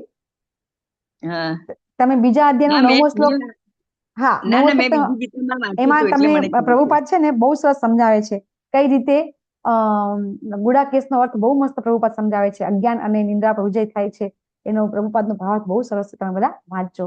અને અહીંયા સંજય કહે છે કે હવે અર્જુનજી મૌન થઈ ગયા, તો હવે આનંદ કોને થાય? અર્જુનજી કહે છે કે યુદ્ધ નહીં કરું તો કોણ આનંદિત થઈ જાય છે? હા, ધૃતરાષ્ટ્ર છે આનંદિત થઈ જાય છે, બરાબર. અને શું થાય છે હવે? ભગવાન શું કરે છે? શોકગત અર્જુનને અહીંયા હવે આટલું એમ કીધું ને સંજયજીએ કે અર્જુનજીએ તો મૌન થઈ ગયા અને શસ્ત્રો નીચે મૂકી દીધા અને કીધું કે હું લડીશ નહીં, બરાબર. તો ધૃતરાષ્ટ્ર થોડો મનમાં શું થાય છે? આનંદ થાય છે. તો તરત જ સંજયજી શું કહે છે કે તમ ઉવાચ ઋષિકેશ પ્રસન્ન એવ ભારત. તરત જ ભગવાન શ્રી કૃષ્ણે પ્રસન્નપૂર્વક વચન કહ્યા અને અહીંયા ભગવાનને ઋષિકેશ કહી અને પછી અર્જુનજી જે ધૃતરાષ્ટ્રનો જે આનંદ છે એ આનંદને એ શું કરે છે? સમત કરી નાખે છે. સંજયજી ભગવાનના ભક્ત છે. સંજયજી નો ડાઉટ સેવા કરી રહ્યા છે ધૃતરાષ્ટ્રની, પણ ભગવાનના ભક્ત છે. અને એટલે એ એમ કે છે કે ભગવાન પ્રસન્ન થઈને પ્રસન્ન થઈને વચનો કયા. હવે અહીંયા તમારા બધા માટે પ્રશ્ન છે કે અર્જુનજી દુખી છે ને ભગવાન સ્મિત કરે છે. ચલો, આવું કેમ શક્ય બને? ભગવાન આનંદ થાય છે? તમારા બધા માટે પ્રશ્ન છે. અર્જુનજી દુખી થઈ રહ્યા છે, ભગવાન છે સ્મિત કરી રહ્યા છે. તો આ તમે જો ભગવદ ગીતા વાંચી હશે તો તમને ચોક્કસ ખબર હશે. યસ સોનમ માતાજી. હરે કૃષ્ણ માતાજી. ભગવાન સ્મિત એટલે આપી રહ્યા છે કારણ કે એમણે જોયું કે અર્જુને પોતાના જેટલી એમાં પોતાની આર્ગ્યુમેન્ટ્સ હતી એ આપી અને છેવટે એમણે ભગવાનની શરણ ગ્રહણ કરી અને એમણે ગુરુ તરીકે એમને સ્વીકાર્યા અને કીધું કે તમે મને મારું માર્ગદર્શન કરો. એટલે હરી બોલ. યસ. બીજું નવું કેવું તારી માતાજી? કઈ નથી નવું કેવું? કેવું છે બોલો. માતાજી આજે તું શરણે આવે છે. યસ. ભગવાનને આનંદ થાય છે કે જે દલીલો કરવી હતી બધી કરી લીધી, બોલવું હતું બધું બોલીને મૌન થઈ ગયા અર્જુનજી. શું થઈ ગયા? મૌન થઈ ગયા. જેટલું બોલવું હતું એટલું બોલી લીધું. અને હવે ભગવાનને આનંદ થાય છે કે બોલવાનું બંધ તો કર્યું. દલીલોને કે ચાલુ રહી હોત તો ભગવાન બોલવાનું ક્યાં ચાલુ કરત? બરાબર ને? ભગવાને ઉપદેશ આપવાનું ચાલુ તો કરવું જોઈએ ને. કોઈને ઉપદેશ આપવો હોય તો કોઈ પ્રશ્ન કરવાવાળા પ્રશ્ન બંધ કરે તો તમે પ્રશ્ન બંધ કરો તો હું જવાબ આપું ને. તો હવે અર્જુનજીની દલીલો છે પૂરી થઈ ગઈ. ભગવાનના શરણે ગયા ને એ ભગવાનને એનો આનંદ થાય છે એટલે ભગવાન સ્મિત કરે છે. અને ભગવાનનું સ્મિત કેવું છે? તમે કૃષ્ણ બુક વાંચ્યું તો તમને ખબર પડે. ભગવાનનું સ્મિત એવું છે કે ભલભલા ઋષિ મુનિ મોહિત થઈ જાય. ઇવન શિવજી પણ મોહિત. ભગવાનનું સ્મિત એટલું આહલાદિત છે આપણને તો ખબર નથી. આપણા આચાર્ય આપણા બધા શાસ્ત્રોનો ઉલ્લેખ છે કે ભગવાનનું સ્મિત બહુ જ મનમોહક. ભગવાન તો આકર્ષક છે, નો ડાઉટ કે એ આપણને એમની પર ખેંચે છે, પણ એમનું સ્મિત તો એનાથી મનમોહક છે કે શિવજી પણ મોહિત થઈ ગયા હતા. આપણને ખબર છે ને શિવજી તો કોણ છે? શિવજી કોણ છે?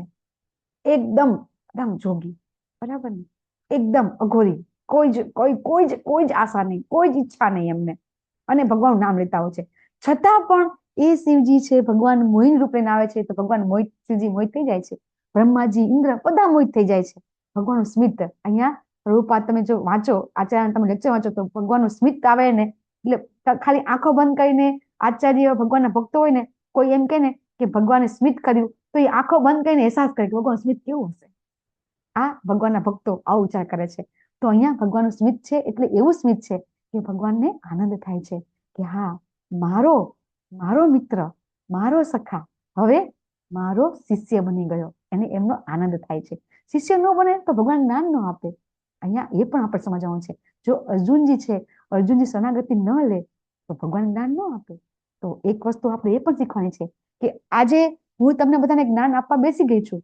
મારી પાસે કોઈ જ્ઞાન છે નહીં, તમને બધાને ખબર છે. હું તમારા જેવી જ રીતે આજથી 1 જાન્યુઆરી 2023 ના રોજ મેં ભાગવતમનો ક્લાસ મેં ગીતાનું ચાલુ કરીને મેં ભાગવતથી ચાલુ કર્યું હતું. તો તમારી જેમ જ હું એક વખત ક્લાસમાં બેઠી હતી, પણ એટલો ફેર જ છે કે 2-3 વર્ષ આગળ બેઠી ક્લાસમાં. બીજો કોઈ ફેર નથી. કોઈ જ કરતા કોઈ જ ફેર નથી. તમે પણ મારી જેમ 3 વર્ષ આ રીતે કન્ટિન્યુઅસ. તમે મારા ઘરના કોઈ બી સભ્યને પૂછી લેજો, મને ગમે એટલો વિરોધ કર્યો હતો, કઈ કર્યું હતું, છાની માની પણ વાંચતી હતી ખરી, અથવા તો કોઈ ક્લાસ સાંભળતી હતી ખરી. એક પણ દિવસ બ્રેક નથી રાખ્યો, એક સિંગલ ડે નહીં. આ જરૂરી છે કે એક પણ દિવસનો બ્રેક રાખ્યા વગર તમે કાં તો ગીતા વાંચો, તમે કાં તો ભક્તોનો સંગ કરો અને પ્રેક્ટિકલ જે આપણે જપ કરીએ છીએ. લેવલ 1 થી અહીંયા ધારી માતાજી છે, કાજલ માતાજી છે, ઘણા બધા છે, હિરલ પટેલ માતાજી છે. લેવલ 1 થી 16 રાઉન્ડ કરવાનું ચાલુ કરી દીધું છે. સેમ મેં પણ. તો એ લોકો પણ આજે હિરલ પટેલ માતાજી છે.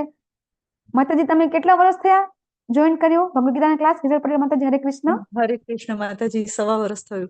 તો એક્ઝેક્ટ 1.25 વર્ષમાં એ પણ L1 કિડ્સની બેચ લઈ રહ્યા છે, બરાબર ને? સાચી વાત ને માતાજી? એક જ વર્ષમાં. હા માતાજી. એક જ વર્ષમાં. તો એમણે પણ મારા કરતા પણ વધારે તપશ્ચર્યા કરી છે 100%. મને 3 વર્ષ લાગ્યા તો એમને એક જ વર્ષમાં એ ક્લાસ લેવા માંડ્યા છે. તો તમે પણ કન્ટિન્યુઅસ 1 વર્ષ પણ વિશ્વાસ અને એક ઈચ્છા, આ વસ્તુ તમારે પણ કેળવવી પડશે. તમે પણ આ જગ્યાએ તમને પણ જ્ઞાન આપણને બધાને ભગવાન પ્રભુપાદ શું કહે છે કે જેટલા બી ભારત ભૂમિમાં છે ને બધાને પ્રીચર બનવાનું છે, બધાને. તો ચોક્કસથી તમે પણ આ વસ્તુ સમજી શકશો, કરી શકશો. કોઈ ડાઉટ નહીં રાખો, શંકા નહીં રાખો. 100% બધા જ કરી શકે છે. કોઈને પાસે ભગવાને, આપણે બધા ભગવાનના બાળકો છીએ. હૃદયથી ઈચ્છા કરશું તો ભગવાન મારી ઈચ્છા પૂરી કરે, તમારી પણ ઈચ્છા પૂરી કરે છે. તો એ રીતે અહીંયા આપણે એ સમજવાનું છે કે કઈ રીતે અર્જુનજી છે ભગવાનને શરણાગત થાય છે, એમ આપણે બધા શરણાગત ક્યાં ક્યાં થઈએ છીએ ખબર છે મને કહો? તમે બધા બ્લાઇન્ડ ફેથ. શરણાગત એટલે શું એ સમજાવો પેલા. શરણાગત એટલે શું સમજો? ભગવાનના ઉપદેશોને પાલન કરવા. ઓકે, બીજું? ગુરુ પર વિશ્વાસ રાખવો, ત્રીજું? ગુરુની આજ્ઞાનું પાલન કરવું. પાલન કરવું. ચોથું? શરણાગત. સંપૂર્ણ શરણાગતિ કોને કહેવાય? એક જ વાક્યમાં. તાબે થઈ જાય. તન મન અને ધન ઓકે, દેવ્યાની માતાજી. ઓકે, હરે કૃષ્ણ. દેવ્યાની માતાજી બોલો. ભગવાનને સર્વસ્વ અર્પણ કરવું. સર્વસ્વ અર્પણ કરવું. હરી બોલ. યસ સિયારામ પ્રભુ. વિજય સિયારામ પ્રભુજી. ભગવાન કહે એટલું જ કરવું. હરી બોલ. યસ સોનમ માતાજી. દરેક પરિસ્થિતિમાં માતાજી એમને સ્વામી માનવા ભગવાન. યસ હરિપ્રિયા માતાજી. બધા સાચા છો. યસ હરિપ્રિયા માતાજી. શરણાગતિ મીન્સ શું? હરે કૃષ્ણ માતાજી. આંધળો વિશ્વાસ કરવો. હા, બિલકુલ. ભગવાન કે એ જ કરવાનું. એટલો વિશ્વાસ કે ભગવાન જે કે છે. આપણે બ્લાઇન્ડ ફેથ ક્યાં ક્યાં કરી છે ખબર છે? ચલો બોલો. આંખ મૂકીને તમે ક્યાં વિશ્વાસ કરો છો? કેટલી જગ્યાએ કરીએ છીએ આપણે? હમણાં એક્ઝામ્પલ આપું, તમે કહેશો હા હા હા. યસ હરિપ્રિયા માતાજી. ક્યાં ક્યાં વિશ્વાસ કરી છે આંખ મૂકીને આપણે? માતાજી અત્યારે તો જાજા ભાગે મોબાઈલ ઉપર. ગૂગલ ઉપર. ગૂગલ દેવતા. ઓકે, પછી બીજું બ્લાઇન્ડ ફેથ હર્ષા માતાજી ક્યાં કરીએ છીએ? માતા પિતા પર. માતા પિતા પર. ઓકે, એ તો જરૂરી છે. વિજય પ્રભુજી ક્યાં બ્લાઇન્ડ ફેથ કરીએ છીએ? અરે આપણે ટ્રેનમાં બેસીએ છીએ, પ્લેનમાં બેસીએ છીએ તો બ્લાઇન્ડ ફેથ જ કરીએ છીએ ને. યસ, તમે બધાએ ટ્રેનમાં મુસાફરી કરી હશે. તમે કોઈ દી 10-20 ડબ્બા આગળ જઈને જોયું છે કે ડ્રાઈવર કોણ છે? કોઈ દી પૂછ્યું એની પાસે લાયસન્સ છે, એને આવડે છે? પછી ટ્રેન હોય કે બસ હોય કે કઈ બી વ્હીકલ લઈ લો, આપણે કેટલો ફેથ કરીએ છીએ ને? આ વિશ્વાસ છે આપણે આપણી ગવર્મેન્ટ ઉપર, હે ને? કે એ લોકોએ 100% લાયક જ બધા કર્મચારી રાખ્યા હશે. છે ને ફેથ? આપણને વિશ્વાસ છે ને? આંધળો વિશ્વાસ છે. પછી બીજો વિશ્વાસ હજી કયો છે આપણને ખબર છે?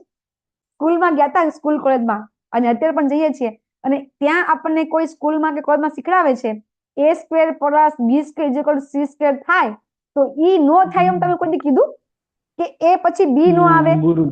કીધું કોઈ દિવસ? કીધું છે કોઈ દિવસ?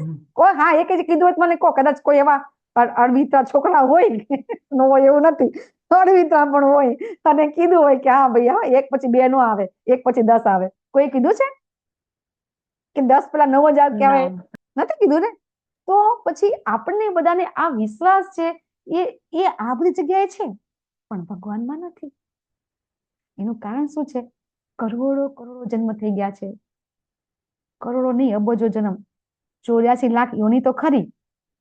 એક વખતમાં 84 લાખ યોની, એમાં એક યોનીમાં 1 વાર, 2 વાર, 3 વાર, 10 વાર, 100 વાર, 1000 વાર, ખબર નથી કેટલી વાર ગયા છે. આપણને ખબર નથી. આજે આપણે જોઈશું. કોઈ એમ કહેતું હોય ને, ઘણા એમ કે ક્યાં જોયું છે, મજા કરો ને, મર્યા પછી કોણ જોવા જવાનું છે? આજે ભગવાન કહેશે જન્મ પછી મૃત્યુ, મૃત્યુ પછી જન્મ છે અને છે. એટલા માટે શાસ્ત્ર વાંચવા જરૂરી છે, જ્ઞાન લેવું જરૂરી છે. અહીંયા હવે ભગવાન આપણને સમજાવે છે, સાંખ્યયોગનું જ્ઞાન આપે છે. તો સાંખ્યયોગનું જ્ઞાન આપતા પહેલા આપણા પીપીટીમાં એક વસ્તુ રહી ગઈ છે કે ગુરુ કોને બનાવવા જોઈએ? તમારા બધા માટે પ્રશ્ન છે. કીધું તો ખરું ભગવાને કે ચલો ગુરુ બનાવો. તો ગુરુ કોણ બની શકે અને ગુરુ કોને બનાવવા જોઈએ? ક્યાં ઉલ્લેખ છે તમે કહેશો મને? ચલો. યસ સોનમ માતાજી. ગુરુની લાયકાત બોલો ફટાફટ. 6 વેગો ઉપર જેમને કંટ્રોલ હોય. ઉપદેશ અમૃતનો પહેલો શ્લોક. યસ. વાચો વેગ, મનસ્સ, ક્રોધ વેગ, જીવ વેગ, ઉદ્રપસ્થ વેગ, એતાની વિગાંસ ઉત્યસ શિષ્યાત. ઓકે. પછી ચલો રેખા માતાજી. હા બોલો સોનમ માતાજી. અને જે આપણાને કૃષ્ણ તરફ લઈ જાય એને ગુરુ તરીકે સ્વીકારવા. યસ, પરફેક્ટ, સાચું. રેખા માતાજી. હા.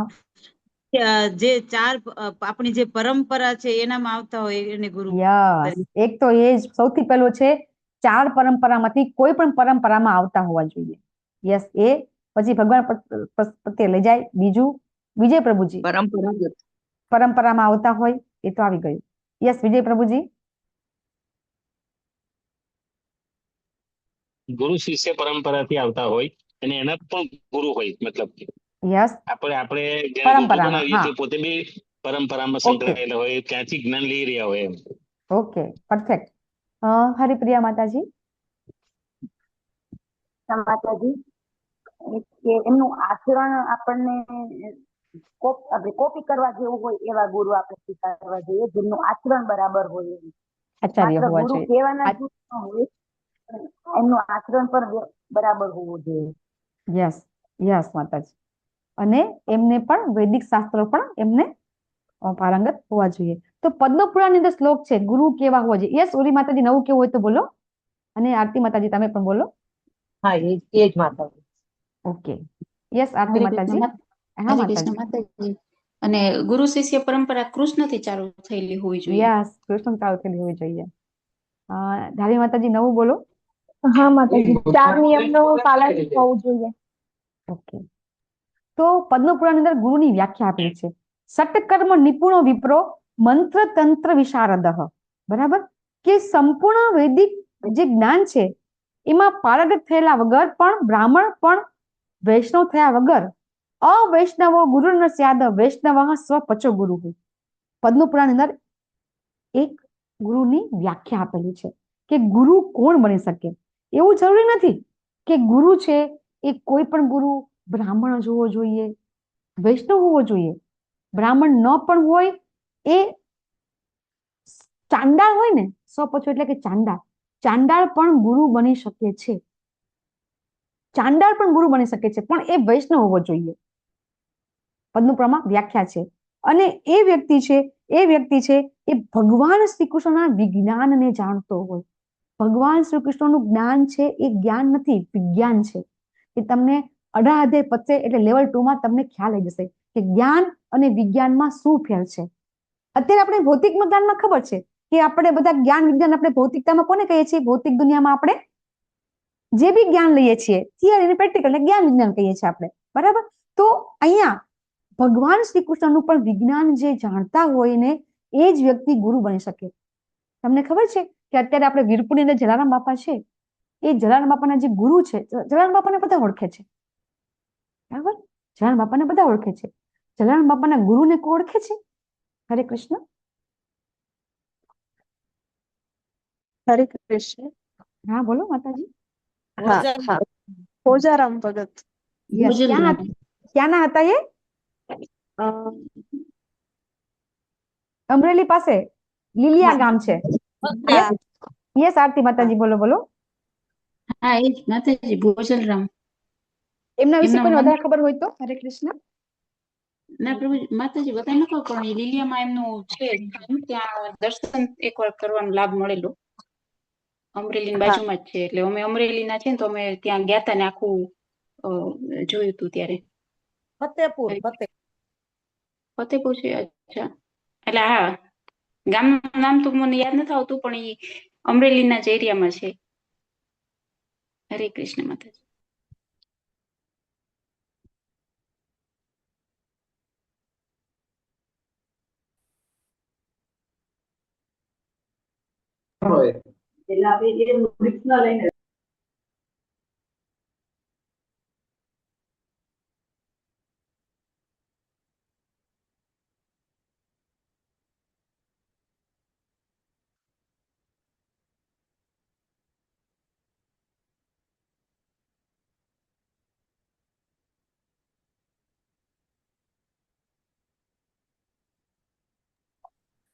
સોરી, કાલે લેપટોપ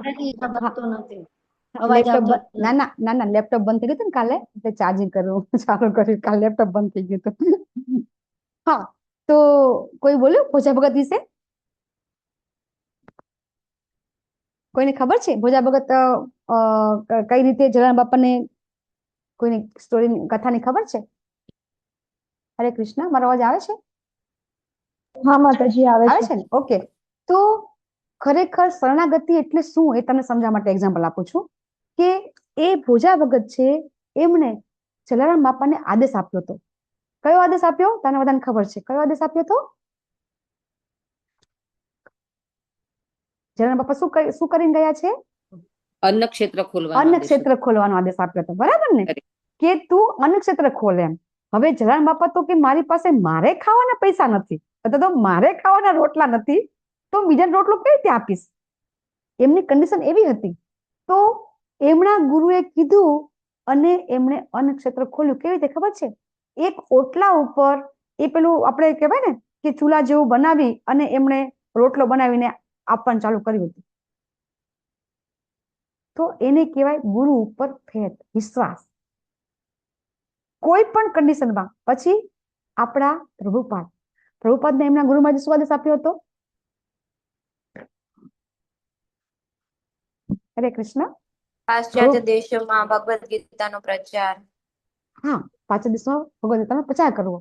અને એના માટે એ પૂરું કરવા કેટલા વર્ષની ઉંમરે ગયા? 69 વર્ષની ઉંમરે.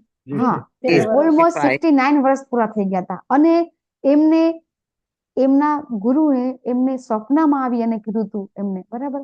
અને એ ગયા હતા અને 3 એટેક આવી ગયા હતા રસ્તામાં. તો ક્યારે એમને વિચાર ન કર્યો. એમની પાસે ફક્ત $40 હતા એમની પાસે, અને એ અમેરિકા ગયા હતા. ત્યાં કોઈ રહેવાનું ઠેકાણું નહીં, કોઈ કરતા કોઈ એમને ઓળખતું નહોતું.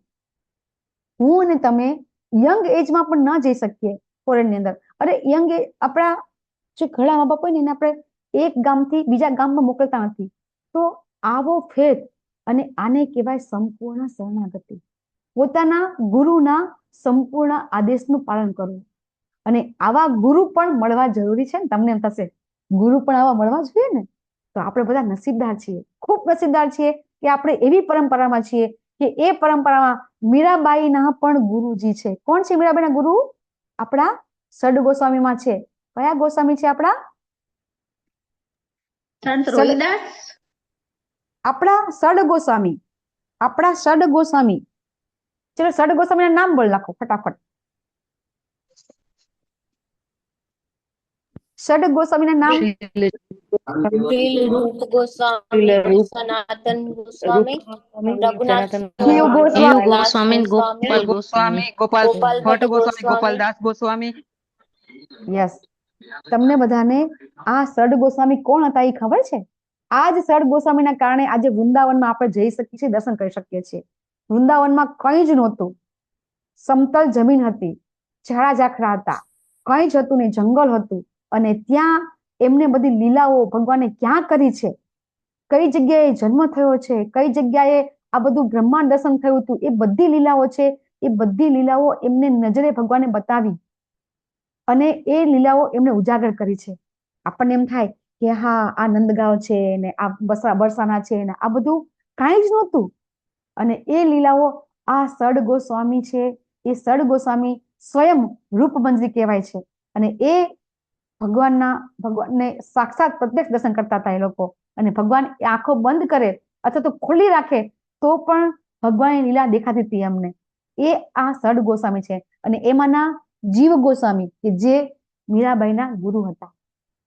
એ ગુરુ છે આપણા પરંપરામાં છે. કેટલા નસીબદાર છે આપણે કે આપણે કેવી પરંપરામાં છે. આપણે ગર્વ થવો જોઈએ, આપણી છાતી ગદગદ પીવી જોઈએ કે પ્રભુપાદ છે. એ પ્રભુપાદ આપણા ગુરુ તો ખરા, આપણા બધાના શિક્ષા ગુરુ, પણ એમની ઉપર જે બધી પરંપરા છે એ જેવી તેવી નથી. ભક્તિ વિનોદ ઠાકુર ગુરુ મહારાજના, આપણા ગુરુ પ્રભુપાદના ગુરુ મહારાજના પિતા, એ કોણ હતા?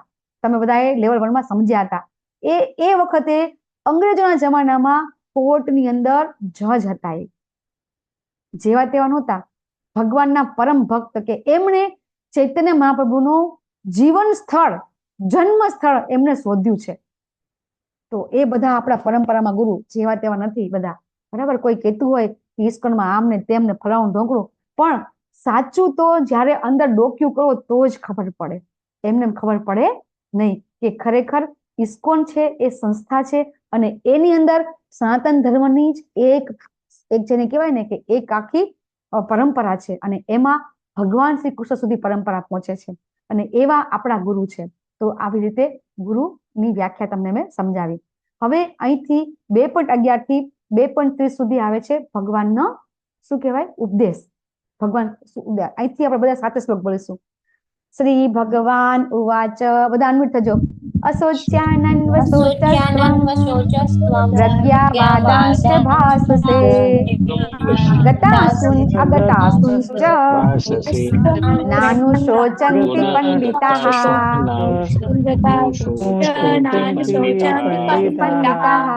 હરિ બોલ. તો અહીંથી ભગવાન બોલી રહ્યા છે, હે અર્જુન, તું વિદ્વતા ભરી વાતો કરે છે, પંડિત જેવી વાતો કરે છે. ગતાસુન અગતાસુન ચ, જે શોક કરવા જેવો નથી, એટલે કે જે જીવિત કે મૃત ગયેલા છે અને જે નથી ગયેલા, જીવિત કે મૃત માટે નાનું શોચંતી પંડિતા, પંડિતો શોચ નથી, વિચાર કરતા નથી. તું વાતો કરે છે પંડિતો જેવી. પ્રજ્ઞાવાદાંશ્ચ, પ્રજ્ઞા એટલે કે એકદમ જેને કહેવાય વિદ્વતા ભરી વાતો કરી રહી છે. વાદાંશ એટલે વાતો કરી રહી છે. તો તું અર્જુનજીને ભગવાન થોડો આમ કે ઠપકો આપી રહ્યા છે. જયારે કોઈ વ્યક્તિ બે વ્યક્તિ વાતો કરતી હોય તો કેવી રીતે કે આવી તો વાત કરાતી હોય, તું તો એટલો મોટો માણસ છે, આવી વાત કરે તા તો તું આવી વાત કરે છે, તું તો બહુ હોશિયાર માણસ છે, તો તું આવી વાત કરે છે. અહીંયા અર્જુનજીને ભગવાન કહી રહ્યા છે, તું પંડિતો જેવી વાત કરે છે અને વાતો મોટી મોટી કરે છે. અને વાતો કેવી કરે છે? જે કરવા જેવી છે એ નથી કરતો, નહીં કરવા જેવી એ વાતો કરે છે. અહીંયા ભગવાન છે પેલા થોડોક ઠપકો આપે છે અને પછી ભગવાન કે છે, બોલજો બધા, આ બધા શ્લોક છે, 19 શ્લોક આવશે બોલવાના. નત્રેવાહં જાતુ નાસં નત્વં નેમે જનાધિપઃ ન ચેવ ન ભવિષ્યામઃ સર્વે વયમતઃ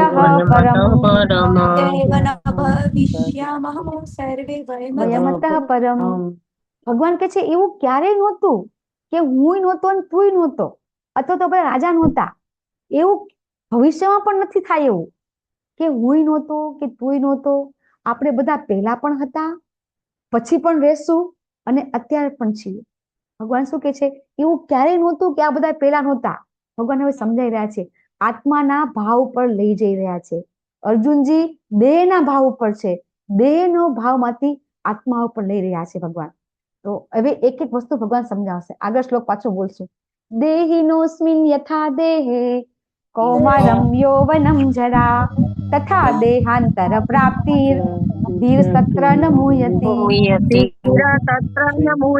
આ તો એકદમ સમજાઈ જાય એવું છે. જેવી રીતે કોઈ વ્યક્તિ હોય, જન્મ થાય, પછી બાળક થાય, પછી યંગ થાય અને ઘરડું થાય, બરાબર ને? આમાં કઈ નવું દેખાય છે તમને? કોઈ વ્યક્તિ એમ કે હા આમાંથી કઈ નવું છે નવું? દરેકે દરેક વ્યક્તિ છે, હું અને તમે, આપણે બધા પેલા નાના હતા, પછી મોટા થયા, પછી યંગ થયા, પછી આપણે બધા વૃદ્ધ થયા. તો આ વસ્તુ છે, આ વસ્તુ તો બધા સાથે થાય છે. કઈ નવું છે ખરું? તો ભગવાન કે છે એવી રીતે મૃત્યુ પછી આત્મા છે ને એ બીજા શરીરમાં પ્રવેશ કરે છે અને ધીર પુરુષ છે ને આવા પરિવર્તનથી મૂંઝાતો નથી. આપણે બધા નાના હતા, બાળપણના ફોટા હોય, લગ્નના ફોટા હોય, બરાબર? પછી આપણે ક્યાંક ફરવા ગયા હોય પતિ પત્ની બાળકો સાથે, એના બધા ફોટા હોય અને અત્યારના ફોટા હોય આપણા. અથવા તો અત્યારે આપણે જોઈએ તો આપણે શું કહીએ? આ ફોટામાં તો હું આમ કરું છું, આમાં હું આમ છું, આમાં હું તેમ છું. હવે એ ફોટામાં તો તમારું ચિત્ર અલગ જ છે, અત્યારે તમે છો એ કઈ અલગ છો, છે ને? એવું થાય છે ને? દાખલા તરીકે વિજય પ્રભુજી છે. વિજય પ્રભુજી, તમે નાના હતા, કેટલા બધા વાળ હતા તમારે નાના હતા ત્યારે? નાનપણનો ફોટો હતો તમારો, તો કેટલા વાળ હતા તમારે? મને કહેશો કેવા વાળ હતા નાનપણમાં? મ્યુટ છો તમે.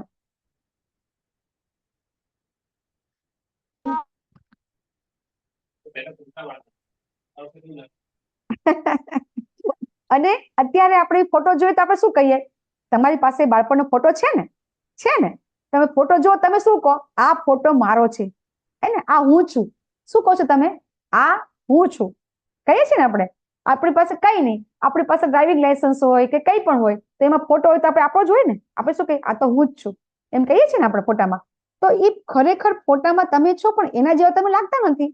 છતાં પણ આપણે કહીએ છીએ કે હું છું એમ. તો આ હું એટલે કોણ? તો એ હું એટલે આત્મા.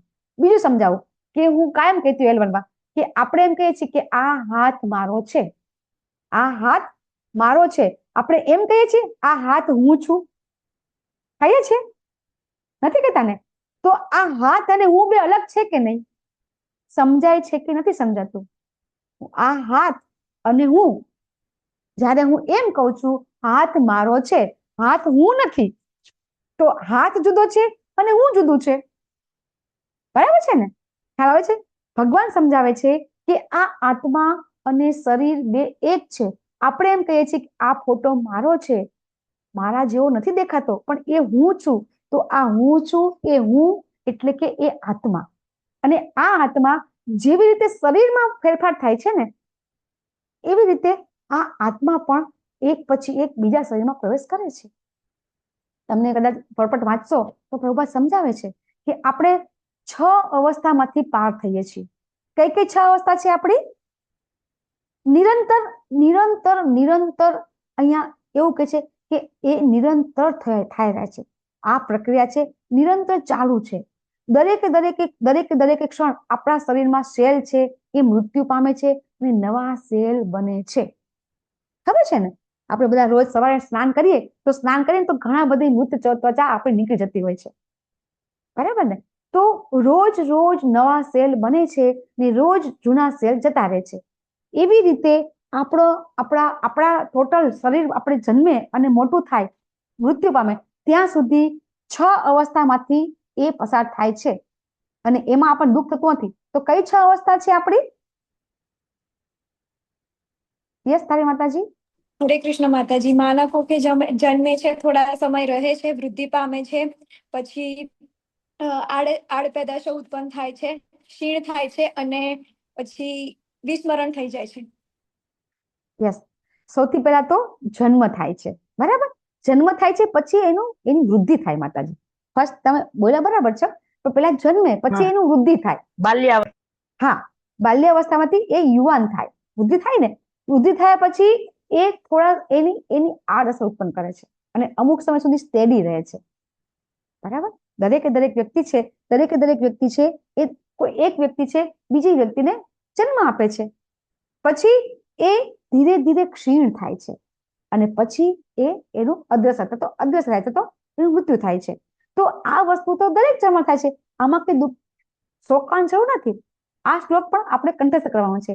માત્રા સ્પર્શાસ્તુ કૌંતેય શીતોષ્ણ સુખ દુઃખદા આગમા પાઈનો નિત્યાંશ તાંસી તિતિક્ષ ભારત.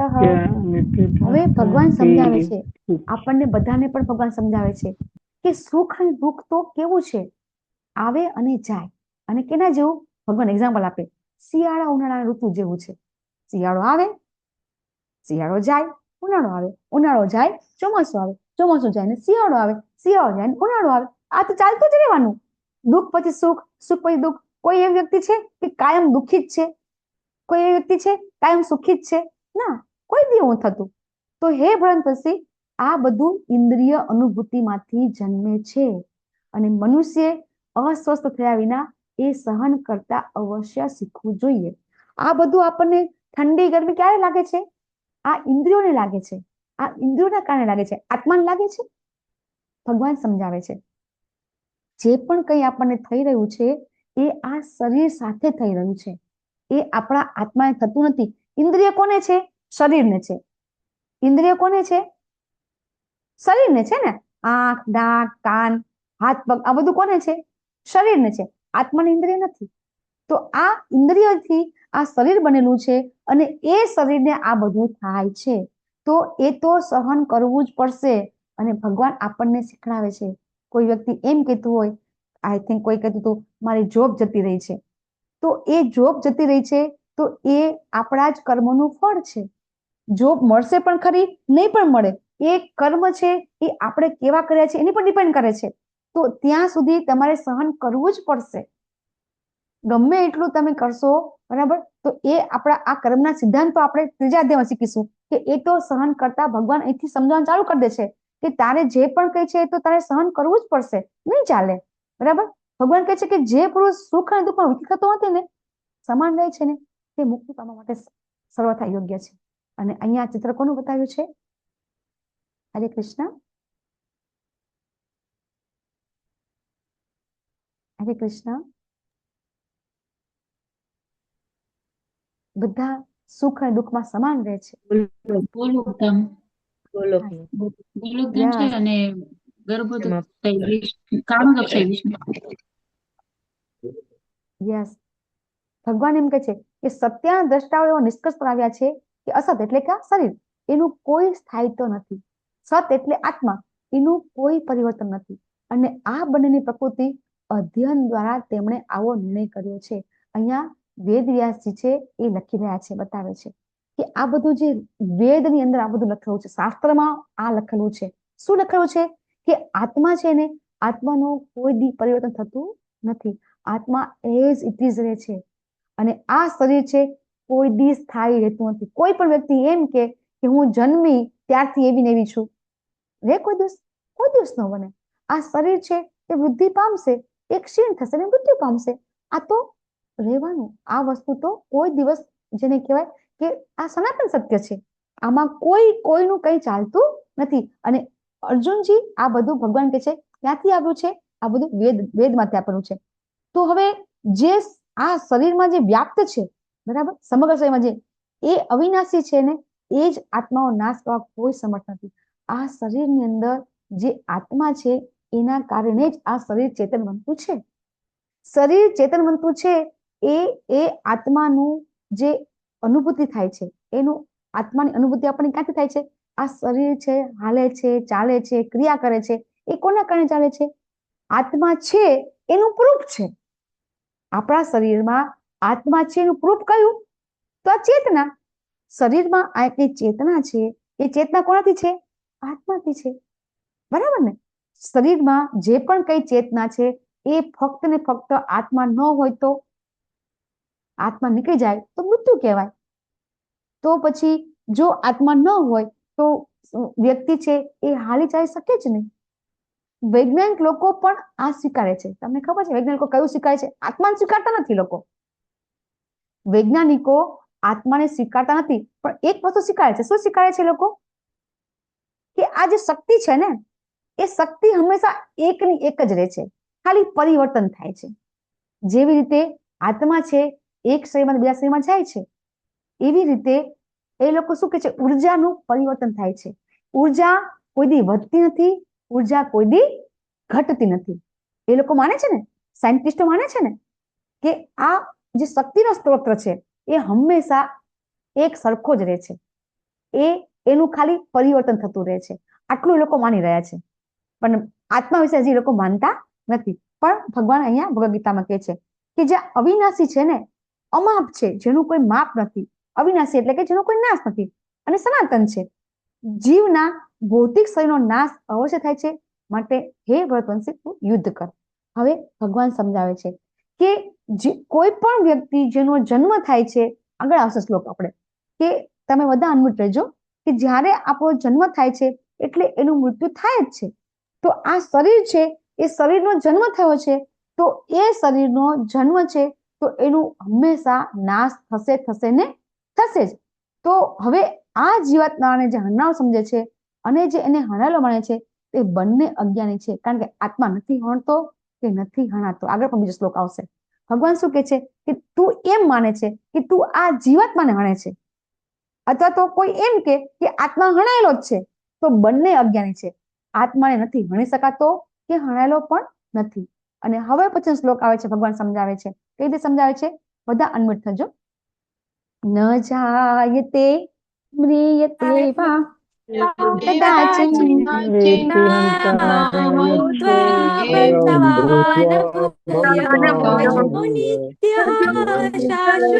शाश्वतोऽयं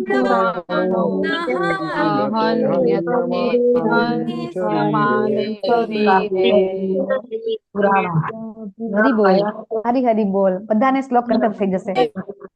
આત્મા માટે ન જાયતે म्रियते, આત્મા માટે ક્યારે એ જન્મ પણ નથી અને ક્યારે એનું મૃત્યુ પણ નથી. ક્યારે જન્મ્યો હતો નહીં, ક્યારે જન્મ લેતો પણ નથી. જન્મવાનો પણ નથી. જન્મ્યો નહોતો, જન્મ લેતો નથી અને હવે જન્મશે પણ નહીં. તે અજન્મા, અજો નિત્ય, અજન્મા નિત્ય એટલે સનાતન, શાશ્વત, ચિરસ્થાયી, પુરાણ એટલે કે પુરાતન છે. એનો ઇતિહાસમાં ક્યાંય ઉલ્લેખ નથી. આત્માનો ક્યારે જન્મ થયો એવો ક્યાંય ઇતિહાસ ઉલ્લેખ નથી. જ્યારે શરીર હણાય છે ને ત્યારે પણ તે હણાતો નથી.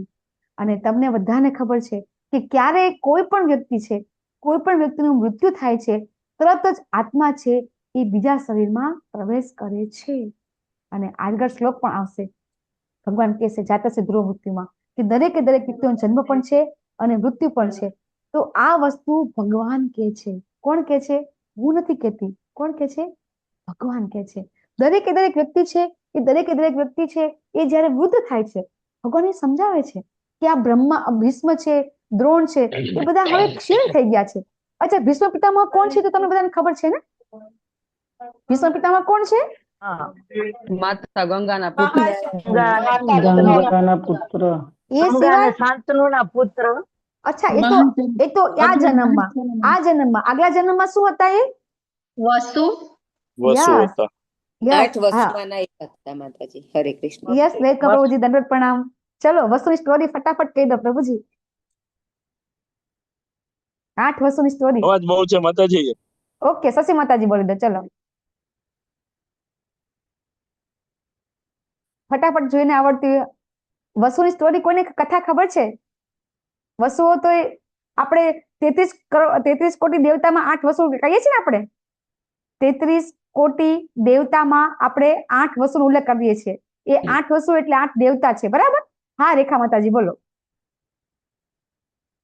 હરે કૃષ્ણ માતાજી. આ જે 8 વસુ હતા, આ લોકો 8 ભાઈઓ છે. વશિષ્ઠ ઋષિના આશ્રમમાં જાય છે. ત્યાં જાય છે તો ત્યાં એની અનેક પ્રકારે સેવા થતી હોય છે. આ જોઈ અને એ લોકો જે માંગે છે એ બધું મળતું હોય છે. તો ત્યારે એ લોકોને ખબર પડે છે કે તેમને ત્યાં ગાય છે જેનું નામ છે કામધેનુની પુત્રી, સુરભી ગાય. સુરભી. તો એ પછી એના માટે આ લોકો કે છે કે આવી ગાય તો આપણી પાસે પણ હોવી જોઈએ. તો આ જે 8 વસુ હોય છે એની પત્નીઓ જીદ કરે છે કે આવી ગાય આપણી પાસે હોવી જોઈએ. એનામાં સૌથી મહત્વનો રોલ હોય છે પ્રભાસ નામના જે વસુ હોય છે, નાના જેનું બીજા જન્મમાં દેવવ્રત અથવા ભીષ્મ પિતામાં નામ પડે છે એનું હોય છે. એટલે એને પૃથ્વીલોક ઉપર એટલે રહેવું પડે છે. હરે કૃષ્ણ. બહુ સરસ. અને એ લોકો શું કરે છે? ગાયની ચોરી કરી લે છે, બરાબર ને માતાજી? ગાયની ચોરી કરીને લઈ જાય છે. વશિષ્ઠ ઋષિ તો ભગવાન મહાન ઋષિ છે, તપસ્યાથી ખબર પડી જાય છે કે આ બધું શું થયું છે અને બધાને શ્રાપ આપી દે છે. શું કે છે? બધા મૃત્યુલોકમાં જાઓ અને તમારા બધાનો મૃત્યુલોકમાં તમારો જન્મ થશે. પછી 8 વસુને ખબર પડે છે, ઋષિ શ્રાપ આપી દીધો. બધા એમને માફી માંગે છે. પછી બધા વસુઓને માફ કરી દે છે. પણ જે સૌથી વધારે પ્રભાસ કરીને જે માતાજી કીધું, એ જેના કારણે આ લોકોએ બધાએ ચોરી કરી, તો એને કે છે કે તારે તો જન્મ લઈને રહેવું પડશે. બીજા જે ગંગા માતા છે, ગંગા દેવી છે, એ બીજા 7 પુત્રોને ગંગામાં વહાઈ દે છે. એ આ 7 વસુ હતા. અને 8મા વસુ તરીકે પ્રભાસને અહીંયા દેવવ્રત તરીકે જન્મ લેવો પડ્યો. તો હવે જો એમનું મૃત્યુ થાય તો એ આ શ્રાપમાંથી મુક્તિ થશે. આપણને એમ થાય છે કે ભીષ્મ પિતામહ તો શ્રેષ્ઠ માણસ, બહુ સરસ, આમ ભગવાનના ભક્ત. આપણે ભાગવતમાં તો એમની સ્તુતિ આવે છે, બરાબર? કોઈને સ્તુતિ આવે છે ભાગવતની સ્તુતિ? ભીષ્મ પિતામહ તો ગાઈ શકે છે. ભીષ્મ પિતામહની એક સ્તુતિ ગાવી હોય તો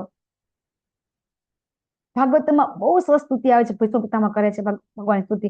તો આટલા મહાન ભગવાનના ભક્ત એ મૃત્યુ પામે, કોને ગમે? ન ગમે ને. પણ ભગવાન અહીં સમજાવે છે કે આ તો શ્રાપમાંથી મુક્તિ મળશે એમને, અને એમને નવું શરીર મળશે. વૃદ્ધ અને જીર્ણ થયેલું શરીર, આ શરીર છે આગળ આવશે વાસાજી જીર્ણાની યથા વિહાય, કે આ વૃદ્ધ અને જીર્ણ શરીર છે એમાંથી એમને સારું શરીર મળશે અને શ્રાપમાંથી મુક્તિ મળશે. તો તું તો જે કામ કરીશ એ તો શ્રેષ્ઠ છે. ભગવાન છે એ સમજાવશે અર્જુનજીને. પાછી પકડી શકતી નથી.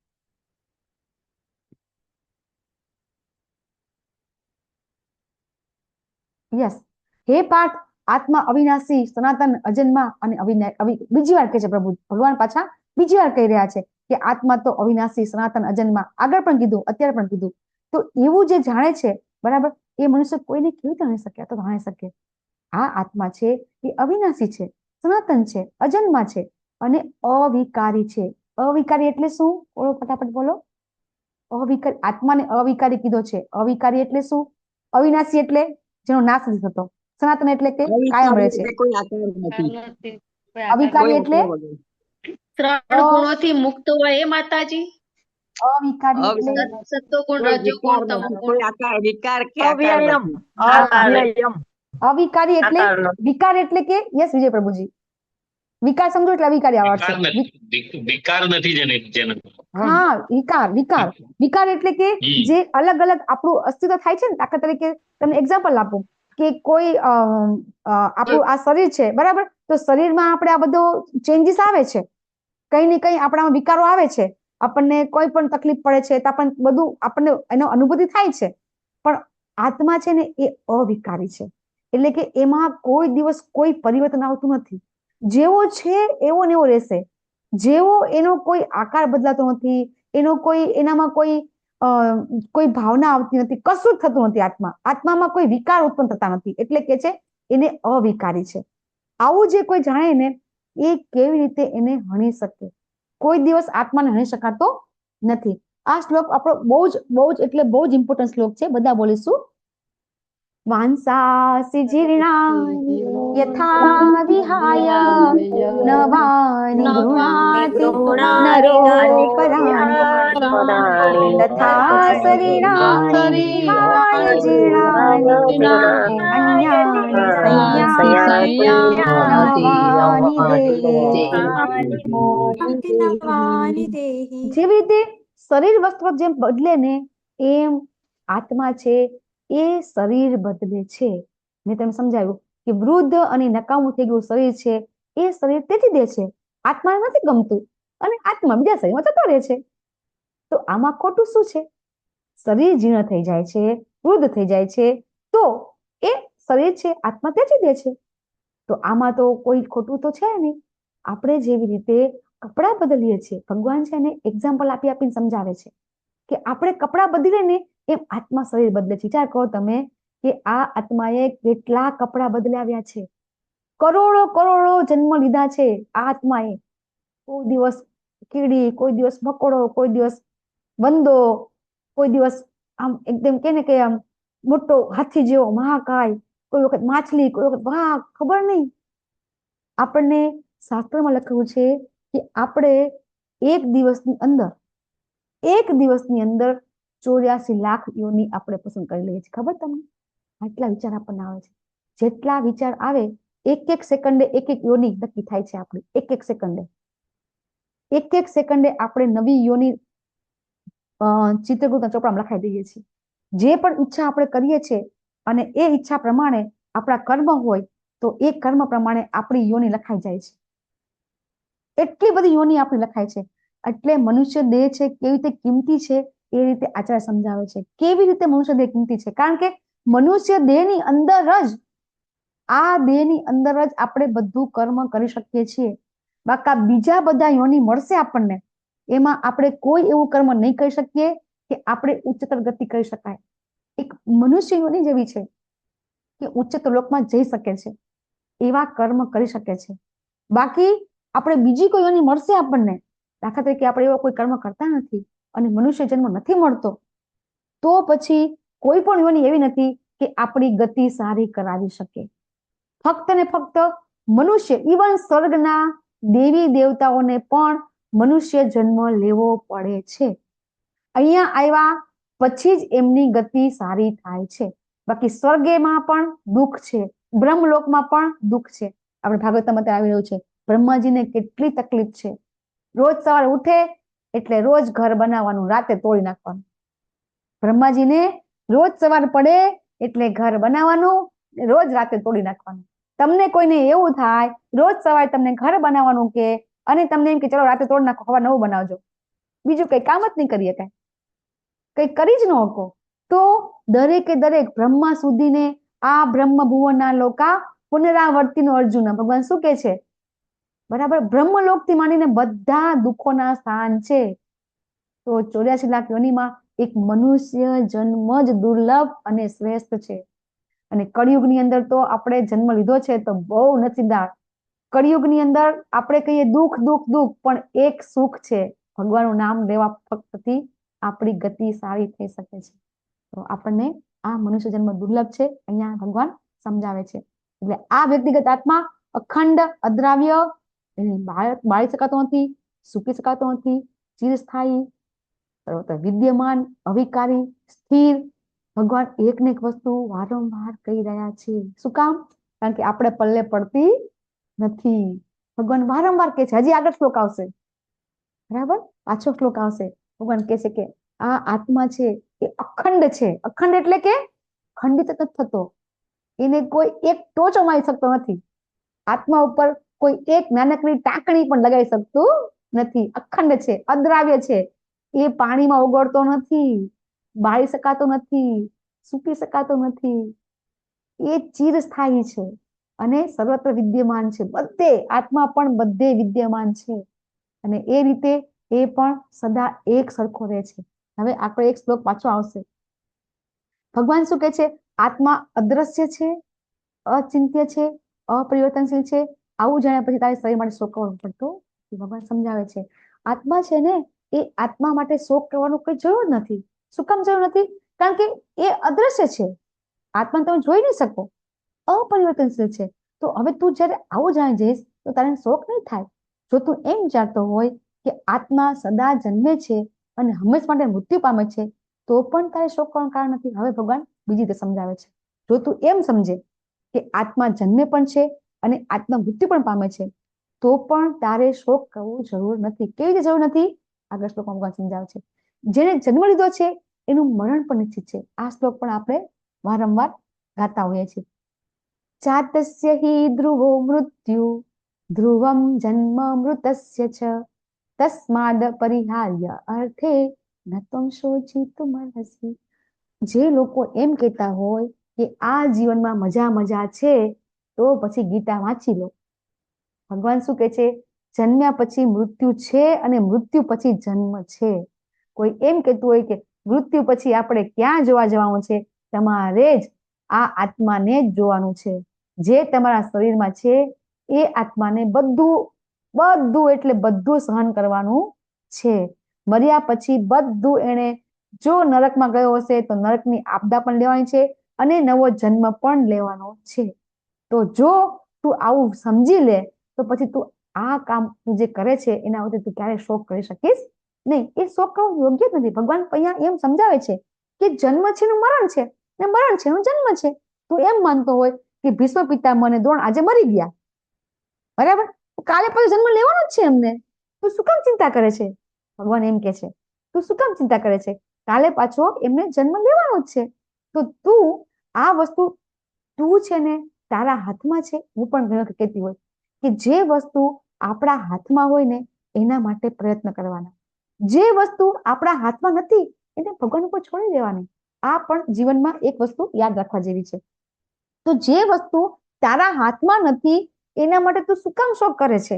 ભગવાન અહીંયા એને થોડું વધારે હેમરિંગ કરે છે. ભગવાન આગલા શ્લોકમાં કર્યું, આજના શ્લોકમાં ભગવાન વધારે હેમરિંગ કરે છે કે જે વસ્તુ તારા હાથમાં જ નથી એના માટે તું શું કામ શોક કરે છે? તું એમ માને છે કે આ બધા મરી જશે, તો મરી ગયા પછી પાછો જન્મ થવાનો છે અને એ તારા હાથમાં નથી. ભગવાન શું કહે છે? આ નિવારી ન શકાય એવું છે.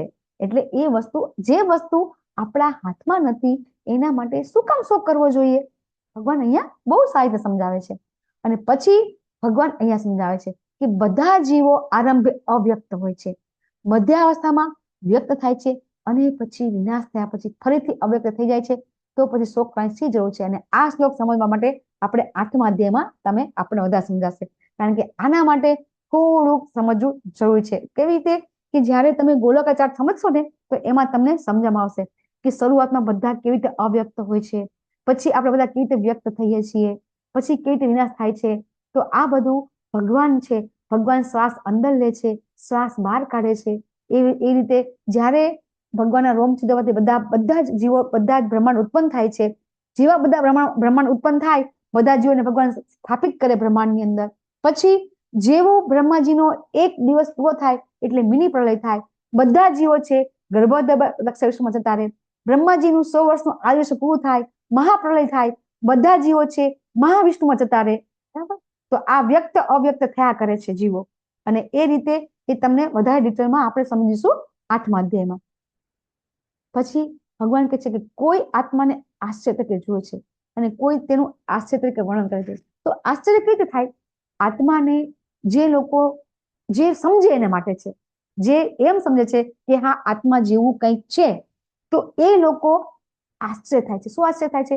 દાખલા તરીકે તમે જોશો કે તમે કોઈ ગાર્ડનમાં જશો, તો ગાર્ડનમાં આપણે કહીએ છીએ ને કે દરેકે દરેક જીવમાં ભગવાન છે અથવા તો આત્મા છે.